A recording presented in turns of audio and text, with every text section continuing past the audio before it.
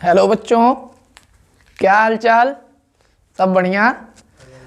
तो चलिए आज इस ठंडी के मौसम में क्लास 12 सीबीएसई के लिए टर्म सेकंड का पहला चैप्टर बाबू इलेक्ट्रोकेमिस्ट्री जिसको आप बोलते हो, तो उसको लेकर आया हूँ आपके लिए। टर्म सेकंड के अकॉर्डिंग जैसा कि आप जान रहे हैं कि ईमैक्स क्लासेस आपके चैनल पर प्रिपरेशन चल रही हैं। टर्म फर्स्ट में भी प्रिपरेशन बहुत बेहतरीन गया था, बच्चों के रिजल्ट भी उसी के मुताबिक आए हैं। तो इलेक्ट्रोकेमिस्ट्री जो कि चैप्टर नंबर 3 है, टर्म सेकंड का पहला चैप्टर है बाबू, क्लास 12 सीबीएसई मेरे स्टूडेंट मेरे भाइयों का। तो आइए बिना समय को इधर उधर है ना गंवाए, बिना समय को वेस्ट किए हम अपने टॉपिक को स्टार्ट कर लेते हैं। और सबसे पहले ना बेसिकली होता क्या है कि जो चैप्टर्स का नाम होता है, चैप्टर का नाम ले लिया गया कि हाँ ये चैप्टर का नाम है, तो चैप्टर का नाम लेते ही आधा चैप्टर की थीम आपके दिमाग में घूमने लगनी चाहिए। नाम ले लिया सर ने इलेक्ट्रोकेमिस्ट्री, तो बस करिए कुछ नहीं बताएंगे, डॉट्स इक्वेशन बताएंगे, स्टैंडर्ड रिडक्शन पोटेंशियल बताएंगे, सेल्स वगैरह बताएंगे, कंडक्टिविटी वगैरह बताएंगे, यही ना। अभी पढ़ा दूंगा तो घूमेगा, पढ़ाऊंगा तो घूमेगा। मैंने चैप्टर का नाम आया नहीं कि उसकी क्या क्या थीम है, उसमें कौन कौन से पॉइंट्स है, वो दिमाग में आपके घूमने चाहिए। ठीक है, अच्छी बात है। हम बात कर रहे हैं बाबू इलेक्ट्रोकेमिस्ट्री का। सबसे पहले तो हम चैप्टर का नाम को ही क्लियर कर लेते हैं कि ये इलेक्ट्रोकेमिस्ट्री है क्या, इसमें डील क्या करना है। बहुत ना सुना है, बहुत सुना है। रिडॉक्स रिएक्शन समझते हो? समझो एक बार बढ़िया समझो कि रिडॉक्स रिएक्शन में लड़का कहता है सर जिसमें ऑक्सीडेशन होता है, रिडक्शन होता है, उसको रिडॉक्स कहते हैं। रटने वाली बात नहीं। ऑक्सीडेशन का मतलब इलेक्ट्रॉन लूज किए जाएंगे और रिडक्शन का मतलब इलेक्ट्रॉन गेन किए जाएंगे। ये भी तो डेफिनेशन रटे ही हो। तो भाई ऑक्सीडाइज कोई सब्सटेंस हो रहा है तो इलेक्ट्रॉन लूज कर रहा है, और किसी का रिडक्शन हो रहा है तो वो इलेक्ट्रॉन को एक्सेप्ट कर रहा है। दैट मींस एक ने लूज किया, एक ने एक्सेप्ट किया, इलेक्ट्रॉन का मूवमेंट हो गया। क्या सोचो बहुत ध्यान से, इसने इलेक्ट्रॉन लूज किया, इसने एक्सेप्ट किया, इलेक्ट्रॉन यहां से चल के यहां पे आया, इसके लिए एक्सेप्ट किया, मतलब इलेक्ट्रॉन में मूवमेंट हो गया, मोशन हो गया। और इलेक्ट्रॉन के मोशन से ही इलेक्ट्रिक करंट जनरेट होती है। इस चैप्टर में बाबू आपको यही पढ़ना है कि केमिकल रिएक्शंस से, समझ रहे मेरी बात को, केमिकल रिएक्शन होगा तो ठीक है, इलेक्ट्रॉन लूज होंगे, गेन किए जाएंगे, रेडॉक्स रिएक्शन होगा, तुमको पता है। तो केमिकल रिएक्शन से जो केमिकल एनर्जी आती है, उस केमिकल एनर्जी का कन्वर्जन हम सीधा करेंगे इलेक्ट्रिकल एनर्जी में, और इसी को पढ़ाने वाली साइंस की ब्रांच को इलेक्ट्रोकेमिस्ट्री आप बोलोगे। मेरी बात समझ रहे हो ना? हाँ, केमिकल एनर्जी का कन्वर्जन इलेक्ट्रिकल एनर्जी में करना ही तो इलेक्ट्रोकेमिस्ट्री कहलाता है। अरे सुनो, देखो मेरी बात सुनो। इलेक्ट्रो का मतलब लड़का ने ये कहा सर इलेक्ट्रो नाम से क्लियर चल रहा है कि इलेक्ट्रिक होता है। अच्छा ठीक है बाबू, अगर आप इलेक्ट्रो का मतलब इलेक्ट्रिक बोल रहे हो तो मैं कहता हूँ इलेक्ट्रिक करंट बोल लो, इतना तो बोल ही सकता है। अच्छा, केमिकल का मतलब, केमिस्ट्री का मतलब वही केमिकल्स, माने केमिकल से आई आपकी केमिकल एनर्जी। आप लड़का ये कहेगा कि सर केमिकल से हमारी जो केमिकल एनर्जी, आप यही कहना चाहते हैं कि केमिकल एनर्जी जो मिलती है केमिकल से वो कन्वर्ट हो जाएगी किसमें? इलेक्ट्रिकल एनर्जी में। बहुत ध्यान से सुनना, इलेक्ट्रिकल एनर्जी में। तो ठीक है, electrochemistry is a branch of science in which we deal कि how the electric current produce from the chemical energy. Electrochemistry एक ब्रांच है केमिस्ट्री का, आप पढ़ रहे हो, जान ही रहे हैं। इसमें वही चीज हमको डील करना बाबू कि केमिकल रिएक्शन के दरमियान केमिकल एनर्जी जो मिली है, उस एनर्जी का कन्वर्जन इलेक्ट्रिकल एनर्जी में हम कैसे करते हैं। बेसिकली सेल वगैरह पढ़ना है आपके एक सिलेबस से, जो सिलेबस रिड्यूस हुआ है 30%, उसमें बहुत सी टॉपिक सेल वगैरह की हैं जो कट गई हैं, परंतु उनमें से कुछ पॉइंट्स को हम यहाँ एक्सप्लेन करेंगे, बिकॉज उसको एक्सप्लेन नहीं करेंगे तो बाकी की टॉपिक क्लियर नहीं होंगी। आप देखते रहिए बहुत प्यार से। मैंने आपसे बोला कि बाबू electrical energy, chemical energy electrical में चेंज हो जाए, तो आप कहोगे सर इसी को तो एक नाम दिया जाता है इलेक्ट्रोकेमिकल सेल, इलेक्ट्रोकेमिकल सेल। अरे तो बात जान गया लड़का कि इलेक्ट्रोकेमिकल सेल क्या होता है। कोई पूछेगा तो कहना it is a special type of device. Electrochemical cell एक ऐसा डिवाइस होता है जो केमिकल एनर्जी को बदल देता है इलेक्ट्रिकल एनर्जी में। लड़का तुरंत सवाल पूछा कि क्या सर इलेक्ट्रिकल एनर्जी को भी केमिकल में बदला जाता है क्या? तो बदला जाता है बाबू। सुनो, आपके सिलेबस में यही इलेक्ट्रोकेमिकल सेल को ही पढ़ना है, आपका सिलेबस यही है इस चैप्टर में पूरा। लेकिन मैं ये भी आपको बताऊं कि बाबू अगर इलेक्ट्रिकल एनर्जी को तुम बदल रहे हो केमिकल एनर्जी में ना, तो उस सेल को आप बोलते हो इलेक्ट्रोलाइटिक सेल। क्या बोलते हो? Electrolytic cell. अच्छा, दो बातें तुम्हारे दिमाग में आ गई। मैंने एकदम स्टार्टिंग बताया, कुछ नहीं, अभी तो डेफिनेशन बता दिया। मैंने कहा कि अगर केमिकल एनर्जी इलेक्ट्रिकल में बदल रही है तो इलेक्ट्रोकेमिकल सेल कहना, और अगर इसका रिवर्स हो रहा है, इलेक्ट्रिकल एनर्जी बदल रही है केमिकल में, तो उसको इलेक्ट्रोलाइटिक सेल बोल देना। यहाँ तक बात समझ में आ गई? अच्छा, यहाँ तक समझ में आ गई तो मैं आपको यही इलेक्ट्रोकेमिकल सेल का एक सबसे बेस्ट एग्जांपल होता है गैल्वेनिक सेल। क्या होता है? गैल्वेनिक सेल, जिसका बहुत नाम है। अरे इसी को आप डेनियल सेल बोलते हो, डेनियल सेल बोलते हो। इसी को लड़के तो वोल्टेइक सेल भी बोलते हैं, वोल्टेइक सेल भी बोलते हैं। तो चाहे डेनियल हो, चाहे गैल्वेनिक हो, चाहे वोल्टेइक हो, ये इलेक्ट्रोकेमिकल सेल का ही एग्जांपल होता है। और इसी सेल को, एक सेल को बना के डिटेल एक्सप्लेन कर दूंगा बाबू। अगर उसका एक्सप्लेनेशन 1% तुमको समझ में आ गया, एक पॉइंट, तो समझ लो कि इस चैप्टर में से एक पॉइंट की भी आपको प्रॉब्लम नहीं होगी। पूरा कॉन्सेप्ट यहीं से समझा के मैं जाऊंगा, ठीक है। अच्छा, थोड़ा सा हम आगे बढ़ते हैं, मैं कुछ स्पेस वगैरह क्रिएट कर लेता हूँ। अभी लड़कों को मैंने बताया क्या, इलेक्ट्रोकेमिकल को इलेक्ट्रिकल में चेंज करते हैं। एक इलेक्ट्रोकेमिकल सेल होती है, एक वो आपकी इलेक्ट्रोलाइटिक सेल। मैं डेफिनेशन के पीछे नहीं जा रहा हूँ। कोई पूछेगा कि इलेक्ट्रोकेमिकल सेल क्या होता है, तो लड़का बता देगा कि एक डिवाइस होता है जो केमिकल एनर्जी को इलेक्ट्रिकल में चेंज करता है। इतना बता लेंगे ना। अब सुनिए, एक बात आपको मैं बता रहा हूँ। सेल बताने से पहले 2-3 कॉन्सेप्ट मैं आप लोग को बताता हूँ। एक नाम आता है बाबू इलेक्ट्रोड पोटेंशियल का। क्या नाम आता है? Electrode potential. ये इलेक्ट्रोड पोटेंशियल क्या है? और यहीं पे एक नाम मैं आपको बताऊंगा, स्टैंडर्ड इलेक्ट्रोड पोटेंशियल। डेफिनेशन पूछ ली जाती है अगर आपका पेपर इस बार सब्जेक्टिव भी होने वाला है ना। हाँ, न्यूज़ आ रही है कि सब्जेक्टिव भी होगा, तो एक नंबर में डेफिनेशन तो हर बार पूछ लिया जाता है, डिफाइंड इलेक्ट्रोड पोटेंशियल या डिफाइंड स्टैंडर्ड इलेक्ट्रोड पोटेंशियल। ध्यान से देखोगे तो समझा के चला जाऊंगा। मैं क्या बोल रहा हूँ कि इलेक्ट्रोड पोटेंशियल क्या होता है ना, कि मैंने एक कोई बीकर ले लिया, बहुत ध्यान से समझना, और इस बीकर में मैंने एक साल्ट सोल्यूशन, मेटल का साल्ट सोल्यूशन लिया। जनरली मैं कोई एक इसमें साल्ट लिया, साल्ट ऑफ मेटल, और जो मेटल लिया उसका नाम था ए। अरे छोड़ो ना, मेटल कॉपर का ही ले लेता हूं, क्या दिक्कत है। मैं लिख देता हूं साल्ट ऑफ कॉपर मेटल। मैंने एक सोल्यूशन लिया बीकर में और उसमें कॉपर का साल्ट ले लिया, और इसमें एक राड डुबा रहा हूं, डीप कर रहा हूं बाबू। इस राड को राड नहीं, केमिस्ट्री इलेक्ट्रोड बोलती है, आपको इलेक्ट्रोड बोलना पड़ेगा। आप भी बोलोगे कि ठीक है सर, चलिए मैं इसको इलेक्ट्रोड बोल लेता हूँ, है ना। साल्ट का मतलब अभी नहीं लड़का समझ पा रहा है, कुछ मत बोलो, सीधे सीधे बोल दो कि सर ऐसा है ना कि मैं ये जो सोल्यूशन ले रहा हूँ, ये मैं ले रहा हूँ CuSO4 का। तो बोलो कॉपर का साल्ट हो गया कि नहीं हो गया? हो गया ना।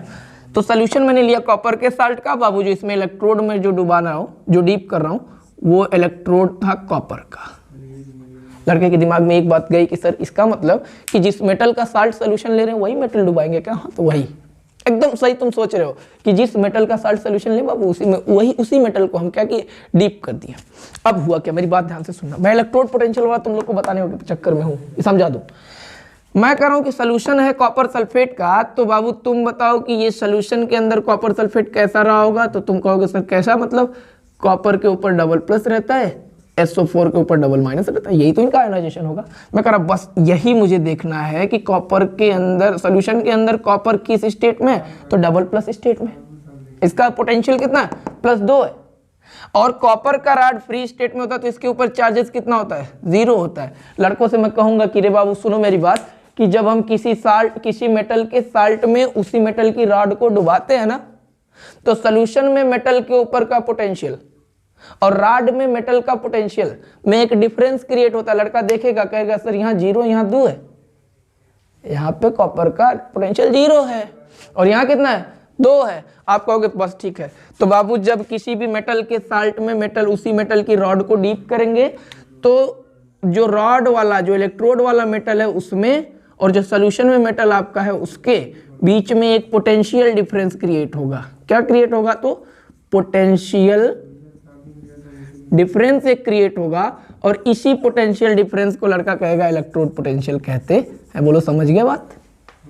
अरे यार इतना इजी लैंग्वेज में बता रहा हूं, अब नहीं समझोगे तो कैसे समझोगे। मैं कुछ नहीं कह रहा हूं, मैं क्या कहा कि एक बीकर लिया, उसमें किसी मेटल की साल्ट मैंने भर लिया, कोई भी मेटल, कॉपर का मेटल लिया, जिंक का लिया, एल्युमिनियम का लिया, कुछ का लिया, किसी एक मेटल का साल्ट भरा, जिस मेटल का साल्ट भर रहा हूँ ध्यान यही रहे कि उसी मेटल की रॉड को मैंने डुबाया और मैं कह रहा हूँ कि बाबू उस मेटल के रॉड पर और सोल्यूशन में जो मेटल का आयन है उनके बीच में एक पोटेंशियल डिफरेंस क्रिएट हो गया। लड़का का सही बात है, यहाँ 2 है यहाँ 0 है तो अंतर तो डिफरेंस आ ही गया। अब बाबू इसी अंतर को नाम आप दे देते हो इलेक्ट्रोड पोटेंशियल का। बोलो बात समझ में आ गई?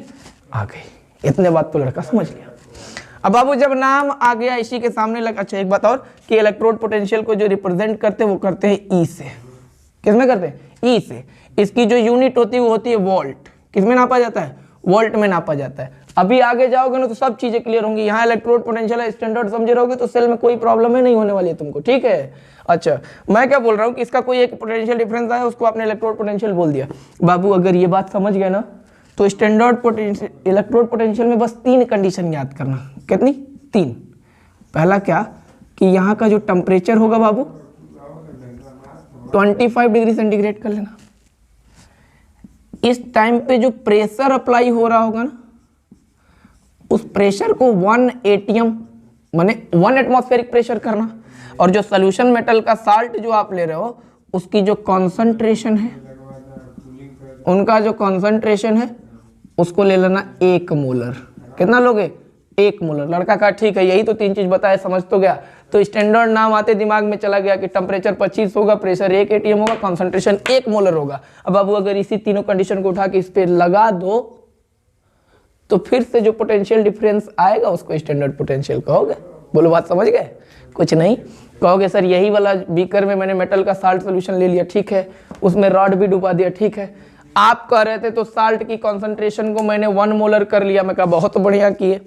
अच्छा इसके ऊपर नॉर्मली जो प्रेशर लग रहा है उसको मैंने 1 ATM कर दिया, 1 ATM लगता भी है। कहा चलो ठीक है। अच्छा इसके पूरा चारों तरफ सराउंडिंग का जो आपका वो था क्या टेम्परेचर था उसको मैंने 25 कर लिया। कहा अरे एकदम ठीक है, तीनों कंडीशन लड़के ने क्या किया? लगा लिया। अब बाबू जब तीनों कंडीशन लगा लिए तो फिर कहोगे कि सर अब भी सोल्यूशन वाले मेटल में और रॉड में जो मेटल है इन दोनों के पोटेंशियल में डिफरेंस आ रहा है भाई, एक 0 1 + 2 है। तो बाबू रे इस पोटेंशियल डिफरेंस को आप कहोगे स्टैंडर्ड इलेक्ट्रोड पोटेंशियल। बात समझ में आ गई? बात समझ में आ गई? अच्छा तो अंतर क्या था? तो कहेगा इलेक्ट्रोड पोटेंशियल को ई से दिखाते थे, स्टैंडर्ड को तो बाबू E0 से। ई के ऊपर ऐसे 0 लगाते हैं, कुछ लोग इसको E0 भी पढ़ते हैं, कुछ लोग E0 पढ़ते हैं। मैं भी इसको E0 पढ़ता हूँ, अब भी E0 पढ़ो कि स्टैंडर्ड इलेक्ट्रोड पोटेंशियल को दिखाते हैं E0 से और इसकी भी जो यूनिट होती है वो किससे होती है? वोल्ट से होती है। बोलो इतना बात समझ में आ गया? तो काफ़ी ओवरराइट मैंने कर दिया, लेकिन 12th के स्टूडेंट हैं, इतना तो उनको समझ में आता ही है कि सर क्या बताएं क्या एक्सप्लेन किए। वीडियो पॉज कर करके जो चीज़ें अच्छा लगा करे उसको नोट कर लिया करिए आप लोग, है ना। कॉन्सेप्ट अरे स्टार्टिंग के ना, स्टार्टिंग अभी टर्म सेकंड के अकॉर्डिंग आपका एक चैप्टर ये और एक इसके बाद का वो केमिकल काइनेटिक्स, 2 ही चैप्टर से न्यूमेरिकल बनेंगे, बस 2 चैप्टर से न्यूमेरिकल बनेंगे। और एक वीडियो में मेरा पूरा कॉन्सेप्ट होगा, नॉट्स इक्वेशन का फॉर्मूला कहाँ से आया, कैसे आया, जितने भी आपके फॉर्मूलाज हैं इस वीडियो में पूरा मैं भर के आपको दे दूंगा। और इसके बाद तुरंत नेक्स्ट वीडियो लेके आऊँगा और जिसमें आपका एक एक न्यूमेरिकल डीप एकदम डीप लेवल तक जाके निकलवा के सॉल्व कराऊंगा। इतने लेवल का न्यूमेरिकल बनाऊंगा, इतने लेवल का आप बोर्ड पूछेगा इतने लेवल का, एकदम हवा में उड़ा के आओगे, ठीक है। इतना बात अगर सही लगे तो बाबू स्क्रीनशॉट ले लो। इसके तुरंत बाद हम जानते हैं कुछ आगे बातें। तुरंत इसके बाद बाबू बात कर लेते हैं डेनियल शेल पे, है ना। लड़का ये जान गया कि क्या था आपका इलेक्ट्रोकेमिस्ट्री का नाम क्या है, मतलब इलेक्ट्रोकेमिकल सेल क्या होता है, इलेक्ट्रोलाइटिक शेल क्या होता है, electrode potential basically standard electrode potential आपने जान लिया। मैं बोला कि बाबू आपका ये शेल जो है जिसको आप डेनियल शेल या गैल्वेनिक शेल बोलते हो, ये क्या है, इसका कॉन्सेप्ट एक बार समझ लो। इसका कॉन्सेप्ट 10 मिनट का है, समझ लोगे ना तो जीवन भर नहीं भूलोगे। अच्छा सुनो बहुत ध्यान से, मैंने क्या किया ये शेल बनाने के लिए, मैंने किया क्या, बहुत ध्यान से सुनो। मैंने एक बीकर लिया, इस बीकर में जिंक सल्फेट भर लिया। अरे मेटल का ही साल्ट है ना, पुरानी वाली बात कि जिस मेटल का साल्ट लूंगा उसमें उसी मेटल को डीप करूंगा, एक इलेक्ट्रोड पोटेंशियल बनेगा। फिर एक मेटल एक दूसरे बीकर में मेटल का साल्ट दूसरा होगा, दूसरे में लगेगा, 2 इलेक्ट्रोड पोटेंशियल बन गए। दोनों के बीच का जो इलेक्ट्रोड पोटेंशियल का डिफरेंस होगा, है ना, डिफरेंस आएगा तो इलेक्ट्रॉन का मूवमेंट होगा, इलेक्ट्रिसिटी जाएगी। बहुत ध्यान से पहले सुनते रहो, पहले सुनते रहो। मैं क्या बोल रहा हूँ, एक बीकर में जिंक सल्फेट लिया, उसमें एक रॉड डुबा दिया जिंक की, और बगल में एक दूसरा बीकर लिया। अभी इसको मत देखो, ये जो मैंने साल्ट ब्रिज नुमा बना रखा है ना, अभी इसको मत देखो। अभी आपने मैंने क्या बोला कि ये बीकर देखो, इसमें ये रॉड देखो। ये दूसरा वाला बीकर देखो, इसमें ये मैंने दूसरे बीकर में कॉपर सल्फेट भरा तो रॉड को इसकी डुबाऊंगा। भैया मेटल अगर कॉपर है तो रॉड भी किसका रहेगा बाबू, कॉपर का। यहाँ मेटल जिंक था तो रॉड किसका रहेगा, जिंक का। मैंने डुबा के दोनों को एकदम पास में लाया और पास में ला के एक वायर इस इलेक्ट्रोड से निकाला, एक वायर इस इलेक्ट्रोड से निकाला और ले जाके अमीटर में जोड़ा। अमीटर सबको पता है कि वो डिवाइस होती है जो चेक करके बताती है कि इलेक्ट्रिक करंट इस सर्किट में है कि नहीं है। मैंने इस इलेक्ट्रोड के वायर को इस इलेक्ट्रोड के वायर को ले जाके जैसे ही अमीटर से जोड़ा ना बाबू, इसके अंदर एक सुई थी, निडिल थी, और जोड़ते ही वो निडिल डिफ्लेक्ट हो गई। जैसे ले जाके जोड़ा उसकी सुई हिल गई, ऐसे डिफ्लेक्ट हो गई। डिफ्लेक्ट होते ही लड़के के दिमाग में ये चलने लगा कि अरे भाई इसका मतलब है कि कहीं इलेक्ट्रॉन जा रहा है। सुई हिल गई मतलब करंट तो जा रहा है। अब किधर से किधर जा रहा है, क्यों जा रहा है, कैसे जा रहा है, सब चीज़ों को एक एक करके डिटेल देखेंगे हम। क्या देखने वाले, अभी तक मैंने सेल में दो अलग अलग बीकर में copper sulphate, zinc sulphate, copper sulphate में कॉपर का, जिंक सल्फेट में जिंक का, एक वायर से ले जाके अमीटर को कनेक्ट किया और इसकी निडल हिल गई। लड़के ने कहा इलेक्ट्रिसिटी सर जा रहा है, ठीक है। लड़का ये भी देख रहा है कि सर जिंक वाला राड नीचे आने पर ये पतला हो गया और कॉपर का राड मोटा हो गया है। सबके पीछे रीजन है बाबू, सबके पीछे रीजन। अब इस सेल की रिएक्शन बताऊंगा तो एक एक पॉइंट दिमाग में बैठ जाएगी तुम्हारे। अब मैं ये बोलूं कि दो मेटल का इलेक्ट्रोड, एक जिंक का है और एक कॉपर का है। मैं बोलूं बाबू मेटल, जिंक और कॉपर में ज्यादा रिएक्टिव कौन होता है? तो मेटल अगर अपने आप को बहुत रिएक्टिव बनेगा तो क्या करेगा? उसकी यही टेंडेंसी है ना कि इलेक्ट्रॉन जल्दी से लूज करके पॉजिटिव आयन बनाएगा। तो जो मेटल जितना तेजी से अपना इलेक्ट्रॉन लूज करता है वैलेंस सेल का और पॉजिटिव आयन बनाता है, वो उतना ज्यादा रिएक्टिव होता है। सुनो, इलेक्ट्रोकेम में एक रिएक्टिविटी सीरीज में बताया था आप लोगों को, शायद याद ना हो। रिएक्टिविटी सीरीज के बारे में अगर बताऊं तो ऐसा बताया था ना कि ये रिएक्टिविटी सीरीज है,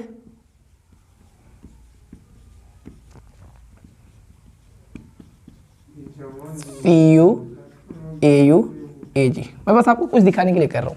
हालांकि मैंने ये रिएक्टिविटी सीरीज का एक ऑर्डर है, इसमें मेटल को रिएक्टिविटी सीरीज बेसिकली क्या है ना कि मेटल को जब उनके स्टैंडर्ड रिडक्शन पोटेंशियल के आधार पर, ऐसा अभी बस इतना बोलो कि जब मेटल को रिएक्टिविटी के ऑर्डर पर हम सीक्वेंस में ला के रखते हैं, चाहे वो इंक्रीजिंग ऑर्डर में रखें या डिक्रीजिंग ऑर्डर में, एक सीरीज मिलती है जिसको रिएक्टिविटी सीरीज या इलेक्ट्रोकेमिकल सीरीज बोलते हैं, ठीक है। तो अभी यहाँ नीचे से ऊपर जब लड़का जाएगा, एकदम बॉटम से टॉप जाएगा, तो इनकी रिएक्टिविटी बढ़ती है। इनकी मेटल की जो रिएक्टिविटी है वो क्या होती है, वो बढ़ती जाती है। बोलो इतना बात समझ में आ रहा है? अच्छा, रिएक्टिविटी बढ़ रही है मतलब हर ऊपर वाला एलिमेंट अपने से नीचे से ज़्यादा रिएक्टिव है। मैं कहा बाबू मैं तो दो ही की बात क्या हूँ, एक तो कॉपर के बारे में पूछा और एक जिंक के बारे में पूछा। मुझे यही पता करना है कि इन दोनों में रिएक्टिव कौन है। लड़का देख रहा है कि सर कॉपर यहाँ दिख रहा है और जिंक जो आपने बात किया वो यहाँ दिख रहा है। जिंक है ऊपर और ऊपर जाने पर रिएक्टिविटी बढ़ रही है। आप कहोगे बस करिए, ये जो जिंक है ये मोर रिएक्टिव है, ये मोर रिएक्टिव है। अच्छा, तो कॉपर क्या होगा भैया, लेस रिएक्टिव होगा। बोलो, ये बस इलेक्ट्रोकेमिकल सेल मैंने आपको सीरीज इसीलिए दिखाया कि आपको इतना क्लियर हो जाए कि जिंक और कॉपर में से ज़्यादा रिएक्टिव मेटल कौन है। अगर इतना क्लियर हो गया तो मैं इसको हटा दूँ, हटा रहा हूँ ना, बिकॉज जिंक ज़्यादा रिएक्टिव हो गया और ये लेस रिएक्टिव हो गया। देख लिया सीरीज में। अच्छा, मैं इसको हटा रहा हूँ बिकॉज मुझे स्पेस चाहिए। अब लड़की ने ये कहा कि अगर जिंक रिएक्टिव है तो जिंक रिएक्टिव होने का क्या दिखा सकता है अपना, यही दिखा सकता है कि जिंक तुरंत दो इलेक्ट्रॉन को लूज करेगा और दो इलेक्ट्रॉन लूज करने के बाद जिंक के ऊपर कितने चार्ज आएंगे भाई, जिंक के ऊपर तुरंत आ जाएंगे डबल प्लस चार्ज। बोलो समझ में आ रहा है? अरे जिंक और कॉपर में से रिएक्टिव जिंक है तो जिंक रिएक्टिव है तो क्या कर सकता है, मेटल की रिएक्टिविटी यही होती है कि वो इलेक्ट्रॉन दो वैलेंस सेल में, उसके वैलेंस सेल में दो इलेक्ट्रॉन थे, दोनों को लूज किया, जिंक के ऊपर डबल प्लस चार्ज आ गया। अब तुम बताओ, ये आप ये बताइए कि इलेक्ट्रॉन लूज हो रहे हैं, इलेक्ट्रॉन लूज होता है तो ऑक्सीडेशन होता है कि रिडक्शन होता है? ऑक्सीडेशन होता है। क्या होता है? ऑक्सीडेशन। इस रिएक्शन को बोलते हैं ऑक्सीडेशन हाफ सेल रिएक्शन। मेरी बात सुनना, किसी भी सेल रिएक्शन, कोई भी सेल रिएक्शन जो होती है उसमें दो टाइप होते हैं, मैंने दो को पार्ट होते हैं, एक हाफ ऑक्सीडेशन सेल, एक हाफ रिडक्शन सेल। मैंने ऑक्सीडेशन हाफ सेल रिएक्शन लिखा हूं। मैंने इसमें एक इलेक्ट्रोड पे ऑक्सीडेशन हो रहा है तो एक पे रिडक्शन होगा ना यार, एक एनोड होगा तो एक कैथोड होगा ना, एक पॉजिटिव तो एक नेगेटिव होगा। मैं वही दिखा रहा हूं कि जिंक ज्यादा रिएक्टिव था, इलेक्ट्रॉन को लूज कर दिया। इलेक्ट्रॉन लूज करते ही लड़का ये समझ गया कि बस करिए, इलेक्ट्रॉन लूज कर रहा है, इसका मतलब कौन सी रिएक्शन हो रही है, ऑक्सीडेशन हो रही है। अच्छा सुनो, वही बात मैं दिखा रहा हूं कि ये जो जिंक का मेटल था इसका हो रहा था ऑक्सीडेशन, और यही कारण है कि ये नीचे से पतला हो रहा है, इसका कोरोजन हो रहा है। क्या हो रहा है? कोरोजन मतलब इसका संक्षारण हो रहा है। ये जिंक का राड है, अपने नीचे से खुदर खुदर के छोटे छोटे टुकड़े होके जिंक के अपने सोल्यूशन में आ रहा है। देखो जिंक का रॉड आ रहा है, जिंक आयन बनाएगा। जिंक का रॉड सोल्यूशन के अंदर किसके रूप में आ रहा है? तो जिंक आयन के रूप में। अब बाबू जिंक का आयन अगर आएगा तो साथ साथ इलेक्ट्रॉन भी आएंगे कि नहीं इसमें आएंगे? अरे आएंगे, जाहिर सी बात आएंगे। कोई पूछेगा कि जिंक वाले रॉड को नीचे से पतला इस डेनियल या गैल्वेनिक शेल में क्यों बनाया जाता है? क्योंकि जिंक का क्या होता है? ऑक्सीडेशन होता है। क्या होता है? ऑक्सीडेशन। अच्छा एक बात और, अगर मैं ये कहूं कि ये 2 इलेक्ट्रॉन पैदा हो रहे हैं बाबू इस जिंक वाले इलेक्ट्रोड में, तो अब यही 2 इलेक्ट्रॉन तो फ्री है ना मूव करने के लिए। यही 2 इलेक्ट्रॉन इस इलेक्ट्रोड से होते हुए इधर जाएंगे, इस वायर से होते हुए एमीटर को क्रॉस करते हुए इसमें आएंगे। बोलो, अरे भाई यही तो 2 इलेक्ट्रॉन का फ्लो हुआ था, तभी तो एमीटर की नीडल अब डिफ्लेक्ट हुई थी। तो यही 2 इलेक्ट्रॉन जिंक का ऑक्सीडेशन के कारण जो 2 इलेक्ट्रॉन हो रहे हैं वो इस टर्मिनल होते हुए कॉपर वाले टर्मिनल में जाएंगे। अच्छा सुनो मेरी बात, अगर इलेक्ट्रॉन इस इलेक्ट्रोड में इस बीकर में पैदा हो रहे हैं तो इस इलेक्ट्रोड पर चार्ज कौन सा होगा बाबू? माइनस होगा। बोलो इतनी बात समझ हो ना? हाँ ये तो बात सही है। अब इलेक्ट्रॉन इस इलेक्ट्रोड से होते हुए जा रहा है कॉपर के टर्मिनल में। अब दूसरी रिएक्शन में आपको दिखा रहा हूं मैं। ऑक्सीडेशन हो गया, तुम कहोगे कि ठीक है दूसरा वाला रिडक्शन हो गई, तो मैं जान ही रहा हूं। तो रिडक्शन ऑफ सेल रिएक्शन, ये डेनियल सेल की रिएक्शन मैं बता रहा हूं, देख लो बहुत इंपॉर्टेंट है। इस कॉपर और कॉपर सल्फेट के सॉल्यूशन में कैसे कॉपर सल्फेट का सॉल्यूशन अंदर डिसोसिएट होता होगा? तो इसमें कॉपर डबल प्लस रहा होगा, सल्फेट डबल माइनस रहा होगा। मैं बात बस कॉपर डबल प्लस की कर रहा हूं कि सॉल्यूशन के अंदर कॉपर आयन वेट कर रहा है। गलती से कहीं 2 इलेक्ट्रॉन दे दिया भाई, इसलिए आयन में है ना, अपने वाटर में तो आयनाइजेशन स्टेट में रहेगा। ये कॉपर सॉल्यूशन वाला डबल प्लस के स्टेट में वेट कर रहा है कि कहीं से अगर 2 इलेक्ट्रॉन मुझे मिलते तो मैं कॉपर बना लेता। सॉल्यूशन में कॉपर डबल प्लस वेट कर रहा है कि 2 इलेक्ट्रॉन कहीं से मैं पकड़ लूं और फिर से कॉपर बन के जाके रॉड पर बैठ जाऊं। और इसको जो 2 इलेक्ट्रॉन चाहिए वो कहां से आ रहे हैं? देखो यही जिंक वाले में वो पैदा हुए और यहीं से बॉर्न होके ही वो जा रहे हैं कॉपर के टर्मिनल में, और कॉपर डबल प्लस तुरंत इन 2 इलेक्ट्रॉनों को खींच के पकड़ लिया और पकड़ के क्या बना लिया? कॉपर बना लिया। बाबू एक बात समझिए कि इलेक्ट्रॉन को गेन किया। इलेक्ट्रॉन को क्या किया? गेन किया। अगर इलेक्ट्रॉन को गेन कर रहा है तो वो होती है रिडक्शन रिएक्शन। मैंने कहा आधा रिएक्शन ऑक्सीडेशन, आधा रिएक्शन रिडक्शन। तुम कहोगे सर दोनों को जोड़ दीजिए, एक ही में ऑक्सीडेशन एक ही में रिडक्शन, इसी को रिडॉक्स रिएक्शन कहते हो, इसी को कहते हो बाबू। मैंने कहा रिडॉक्स रिएक्शन के फलस्वरूप इलेक्ट्रॉन छोड़े जाएंगे, रिलीज किए जाएंगे और गेन किए जाएंगे, तो इलेक्ट्रॉन का मूवमेंट होगा। और इलेक्ट्रॉन का मूवमेंट यहां से यहां हुआ ना, इलेक्ट्रॉन गया। अरे भाई इस जिंक से कॉपर की तरफ इलेक्ट्रॉन जा रहा है, करंट किधर? कॉपर से जिंक की तरफ, अपोजिट डायरेक्शन में आएगी ना, आएगी। अभी बहुत कुछ सीखना पड़ेगा, यहां तक सीखो। मैंने कहा ऑक्सीडेशन हाफ से लिए, रिडक्शन हाफ से लिए, लड़का का ठीक है। मैं कहूँ बाबू अगर अब से कोई पूछेगा कि ये जिंक की रॉड काहे पतला हो रहा है, तो लड़का कुछ नहीं कह पाएगा, तो खाली इतना कहेगा कि सर कैसे कि जिंक का ऑक्सीडेशन हो रहा है। क्या हो रहा है? ऑक्सीडेशन। जिंक का ऑक्सीडेशन होने के कारण ये आयन आ रहे हैं, जिंक के रॉड छोटे छोटे होकर सोल्यूशन में आ रहे, इसलिए पतले हो रहे हैं। अच्छा कोई पूछेगा कॉपर वाली रॉड नीचे से मोटी काहे हो रही है? तो सोल्यूशन में से कॉपर आयन कॉपर के रॉड पे जाके इकट्ठा हो रहे हैं। सिंपल कहना कहे कि कॉपर का रिडक्शन हो रहा है।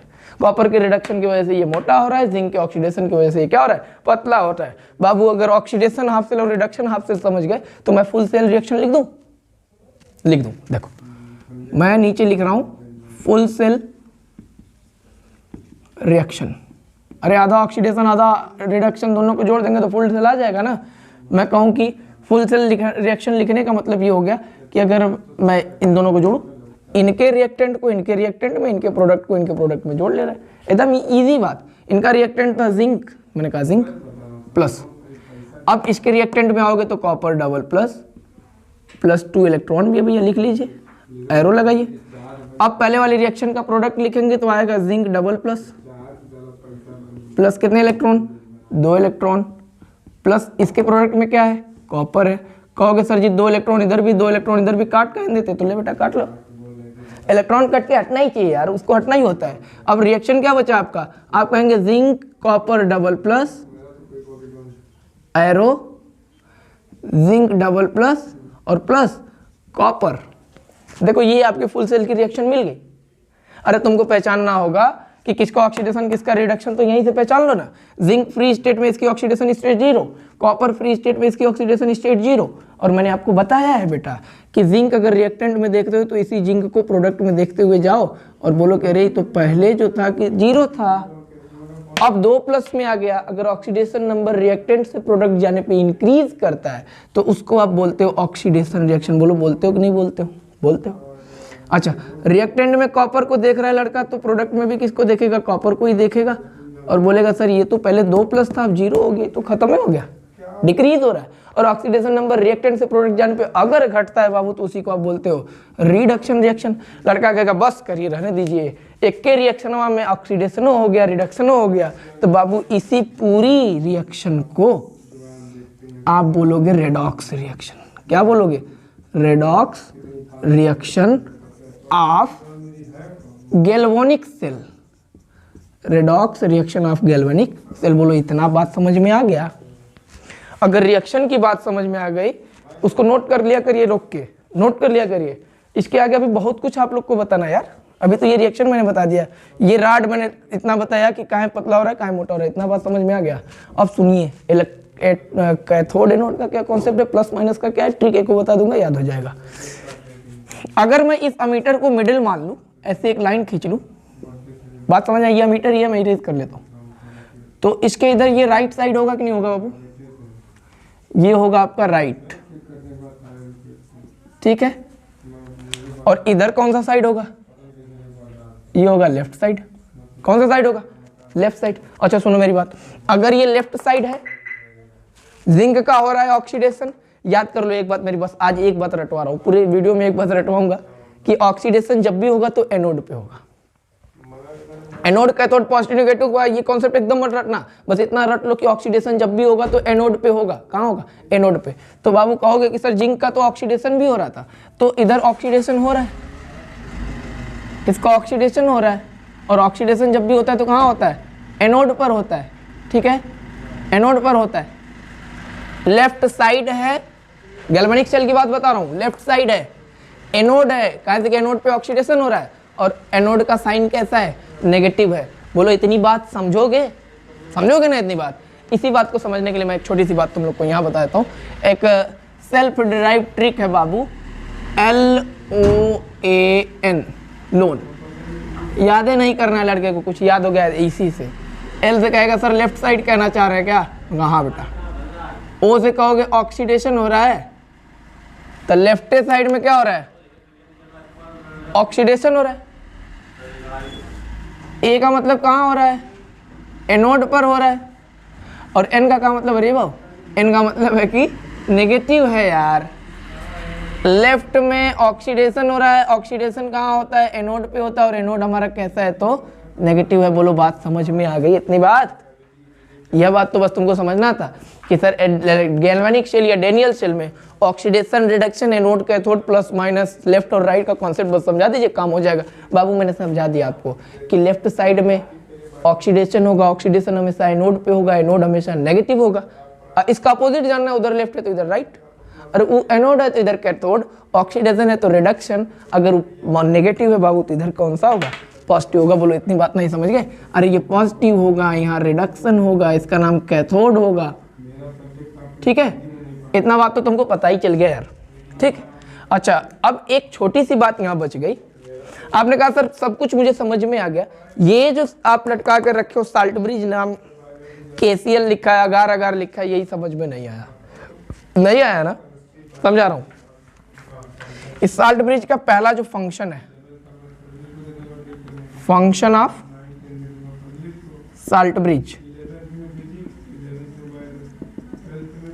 Function of salt bridge, salt bridge बोलते हैं इसको। उल्टे यू आकार का एक ट्यूब है, अरे यू बनाओगे तो ऐसे ही नहीं बनेगा, इसी को इन्वर्टेड कर दोगे तो देखो उल्टा यू बना के मैंने जोड़ दिया। पहला फंक्शन तो इसका बहुत नॉर्मल सा है कि सर ये दोनों सर्किट आउटर जुड़ी थी, इन दोनों सोल्यूशन का एक दूसरों से रिलेशन नहीं था, और एक दूसरे से कनेक्शन कराने के लिए ये जो साल्ट ब्रिज लगाए उसका यही काम है। तो मैं लिख दूं कि to complete the Daniell cell, Daniell cell को इसने क्या किया? कंप्लीट किया, इंटरनली इसको जोड़ दिया। और सेकेंड वाला जो फंक्शन है ना बाबू, वही सबसे बेस्ट है। मैं लिखने के लिए तो लिख देता हूँ कि इट मेंटेन इलेक्ट्रिकल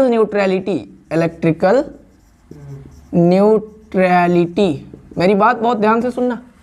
मैंने ये साल्टब्रिज का फंक्शन लिख दिया बाबू कि पहला तो ये कंप्लीट करता है डेनियल सेल को, लड़का का ठीक है ये तो नॉर्मल है। मैं बोल रहा हूँ कि इलेक्ट्रिकल न्यूट्रलिटी को भी ये मेंटेन करता है। अब ये क्या होता है, यही इलेक्ट्रिकल न्यूट्रलिटी समझ लोगे तो काम में हो जाएगा। मैंने कहा कि बाबू सुनो मेरी बात, ये जो साल्टब्रिज मैंने बना रखा है वो किस चीज का बना है, तो कहोगे केसीएल का बना है। और जो केसीएल का बना है ठीक है, केसीएल में होता क्या बेसिकली, के के ऊपर होता है प्लस चार्ज और सीएल के ऊपर होता है माइनस चार्ज। बोलो इतना बात तो सही है ना। अरे इलेक्ट्रोलाइट है। मैंने इसमें अगार नाम का एक केमिकल मिला रखा है। ये अगर केमिकल क्या है ना, तो अगर केमिकल यही है कि वो केसीएल को पेस्ट के फॉर्म में बना के रखता है। टूथपेस्ट जो करता है सेमी सॉलिड जिसको बोलते हैं, टूथपेस्ट सेमी सॉलिड होता है ना, तो टूथपेस्ट के फॉर्म में ही बना के रखने के लिए हमने अगार के प्रेजेंस में केसीएल को साल्टब्रिज में भर दिया और भर के लाके डुबा दिया दोनों में। अब सुनो, अगर इस सोल्यूशन में जिंक का आयन कंटिन्यू जिंक के रॉड से टूट के आ रहा है, बहुत ध्यान से सुनिए बेटा, कंटिन्यू टूट के जिंक आयन आ रहा है बिलियन इस सोल्यूशन में, तो ऐसा भी तो एक टाइम आएगा कि पॉजिटिव आयन ज्यादा हो जाएंगे सोल्यूशन में। अरे भाई जिंक प्लस एक बार आया, 2 बार आया, 3 बार आया, 50 बार आ रहा है, कंटिन्यू आ रहा है तो प्लस चार्ज ज्यादा हो जाएगा, इसी प्लस चार्ज को मेंटेन करने के लिए साल्टब्रिज क्या करता है, के प्लस को बोलता है कि बाबू जाइए और संभाल लीजिए। के प्लस तुरंत अपना plus sorry for that plus charge बढ़ रहा है। क्या बढ़ रहा है, प्लस चार्ज। और लड़के को पता है ना कि सर प्लस चार्ज को न्यूट्रल करने के लिए नेगेटिव चार्ज आता है, यहाँ से तुरंत Cl माइनस को भेजता है। किसको भेजता है, मैं इसको ऐसे भी लिख दूं कि KCl में Cl माइनस और K प्लस होता है। बोलो समझ में आ रहा है। Cl माइनस को यहाँ भेजेगा, कहेगा जाइए, और Cl माइनस आएगा और यहाँ इस प्लस वाले को खत्म कर देगा। अरे माइनस प्लस था, Cl माइनस आया, अलग की बात, एक डबल प्लस है तो 2 Cl आएंगे तो न्यूट्रल करेंगे। तो इधर वाली बात तो समझ में आ गई कि करता है। दूसरे वाली बात, हमने Cl का यूज कर लिया, K प्लस अभी बचा है। कहोगे सर इस प्लस का क्या यूज होगा, तो सुनो बेटा, यहाँ सोल्यूशन के अंदर से कॉपर आयन जा रहे हैं रॉड पे, सोल्यूशन के अंदर से कंटिन्यू रॉड पे जा रहे हैं पॉजिटिव आयन, तो हो सकता है सोल्यूशन में पॉजिटिव आयन की कमी हो जाए। क्यों नहीं हो सकता क्या, अरे भाई पॉजिटिव आयन बराबर सोल्यूशन में से जा रहे हैं रॉड पे, सोल्यूशन में हो गई पॉजिटिव आयन की कमी, और उसी कमी को पूरा करने के लिए कौन आता है, K प्लस को भेजा जाता है तुरंत कि जाए भैया उस सोल्यूशन की कमी को पूरा कर लीजिए। तो इस प्रकार से मैंने आपको बताया कि साल्टब्रिज कैसे इस इलेक्ट्रोकेमिकल सेल या डेनियल सेल या गैल्वेनिक सेल या वोल्टेइक सेल के इलेक्ट्रिकल न्यूट्रलिटी को मेंटेन करके रखता है। तो बाबू अभी इस चैप्टर में मैंने जितनी बातें बताई, अगर आपने समझा है तो 100% है कि इसके टॉपिक में, तो आगे की टॉपिक में कुछ नहीं है यार। डेनियल सेल तक लड़का समझ गया, इतना कुछ समझ गया तो बहुत कुछ समझ गया। आगे चलता हूं मैं, थोड़ा सा स्क्रीनशॉट लीजिए। बात आती है कि ये सेल पोटेंशियल क्या होता है, बहुत ध्यान से सुनना। मैंने आपको अभी तत्काल तुरंत अभी कुछ देर पहले आपको मैंने बताया कि बाबू डेनियल सेल देख लो, लड़का का डेनियल सेल है सर, एक तो ऑक्सीडेशन का टर्मिनल, एक तो रिडक्शन का टर्मिनल है। बाबू एक जगह ऑक्सीडेशन पोटेंशियल मिल रहा है, मिलेगा ना ऑक्सीडेशन टर्मिनल पे ऑक्सीडेशन का पोटेंशियल, और एक रिडक्शन का पोटेंशियल मिलेगा। ऑक्सीडेशन और रिडक्शन के पोटेंशियल का जो डिफरेंस आएगा, हाई 25 हाई 5, तो 25 माइनस 5 बराबर 20। अरे high x high 2x minus x is equal to x, माने ऑक्सीडेशन पोटेंशियल और रिडक्शन पोटेंशियल का जो डिफरेंस आता है ना बाबू, उसी को बोलते हैं सेल पोटेंशियल। उसी को क्या बोलते हैं, सेल पोटेंशियल। 2 से 3 नंबर का क्वेश्चन हर साल तुम्हारे बोर्ड पे आएगा, हर साल, चाहे ऑब्जेक्टिव हो चाहे सब्जेक्टिव हो, और बेवजह का नंबर देके चला जाएगा। एकदम खाली ध्यान से सुनना। मैंने क्या लिख रखा आपके लिए कि सेल पोटेंशियल बोले बाबू या ईएमएफ बोले, ईएमएफ बोले तो इलेक्ट्रोमोटिव फोर्स, इलेक्ट्रोमोटिव फोर्स बोले या सेल पोटेंशियल बोले, उसको निकालने का एक formula E not cell, cell potential को दिखाते हैं ई नॉट सेल से, और इसको निकालते कैसे, तो ई नॉट सेल बराबर किसी सेल का सेल पोटेंशियल, उस सेल के रिडक्शन पोटेंशियल को ऑक्सीडेशन पोटेंशियल में से घटा दीजिए। रिडक्शन पोटेंशियल में से ऑक्सीडेशन पोटेंशियल को घटाएंगे तो ई नॉट सेल की वैल्यू मिल जाएगी। खाली कॉन्सेप्ट फार्मूला बना के कॉपी पे लिख दीजिए। इसी के तुरंत बाद बाबू मैं न्यूमेरिकल की वीडियो लेके आऊंगा और याद दिलाऊंगा कि याद करिए ये फॉर्मूला बताया था, कहाँ गए, हाँ, और इसी पे 4 ठो 5 ठो 10 ठो सेलेक्टेड न्यूमेरिकल जो होगा वो छाप के चला जाऊंगा, तुम याद कर लोगे उस बात को। बहुत ध्यान से मेरी बात सुनो। मैंने कहा कि सेल पोटेंशियल ई सेल बराबर E naught reduction minus E naught oxidation, लड़का याद कर लिया। बाबू सुनो एक बात और, अगर किसी किताब में इसी बात को ऐसे दे दे कि E cell E not cell बराबर ई नॉट, अब तुम बताओ ऑक्सीडेशन होता था एनोड पे, याद है ना, ऑक्सीडेशन होता था एनोड पे तो रिडक्शन कहाँ होगा, कैथोड पे, तो रिडक्शन की जगह वो दे देगा cathode minus E naught, oxidation होता था एनोड पे तो दे देगा एनोड। तो बोलो यहाँ पे कंफ्यूज हो गए क्या? अरे नहीं होगा लड़का कंफ्यूज, वो जान रहा है कि सर देखिए रिडक्शन कर रहा है तो कैथोड पे हो रहा है, वही बात घुमा रहा है, ऑक्सीडेशन कर रहा है तो एनोड कर रहा है, वही बात घुमा रहा है। मैं कहूँ कि रे बाबू अगर इसके अलावा तुमको ये फॉर्मूला दे दे, बहुत ज्यादा हो रहा है क्या फॉर्मूला? अरे देखते रहो यार, कहीं से तुमको फंसाएगा, फंसोगे नहीं तुम। ई नॉट सेल अगर तुमसे ये कह दे, कोई और बात कहे, कोई और कहना चाहे तो क्या कह सकता है लड़का? खुद कहेगा कि सुनिए एक बात बताऊं, ये ऑक्सीडेशन जो हो रहा था जो एनोड पे वो लेफ्ट में हो रहा था, कहाँ हो रहा था? लेफ्ट में, और ये जो कैथोड पे रिडक्शन हो रहा है किधर हो रहा था? राइट में हो रहा था। तो बाबू ई नॉट राइट से लिख देगा और माइनस ई नॉट लेफ्ट लिख लेगा, बोलो सही है। तो इन तीनों फार्मूला में से कोई फार्मूला पूछे दे दे लड़के को, लड़के तो मेरे पढ़े हुए हैं, सब समझ रहे हैं कि हाँ सर यही बात होती, मत कहिए, मैं जान रहा हूँ। और एक बात और पॉइंट की जान लीजिए कि किसी भी सेल का जो दो टाइप का पोटेंशियल होता है, ऑक्सीडेशन और रिडक्शन पोटेंशियल, किसी सेल में दो इलेक्ट्रोड होते हैं ना तो दोनों का अलग अलग पोटेंशियल होता है। याद करो कि ये जो ऑक्सीडेशन और रिडक्शन पोटेंशियल की वैल्यू होती है ना बाबू, एक किसी पर्टिकुलर मेटल की, पर्टिकुलर एलिमेंट में ऑक्सीडेशन और रिडक्शन पोटेंशियल की वैल्यू हमेशा सेम होती है, साइन में डिफरेंस होता है। मैं एक एग्जांपल मैं तुमको बताता हूँ, सुनो एग्जांपल सुनो।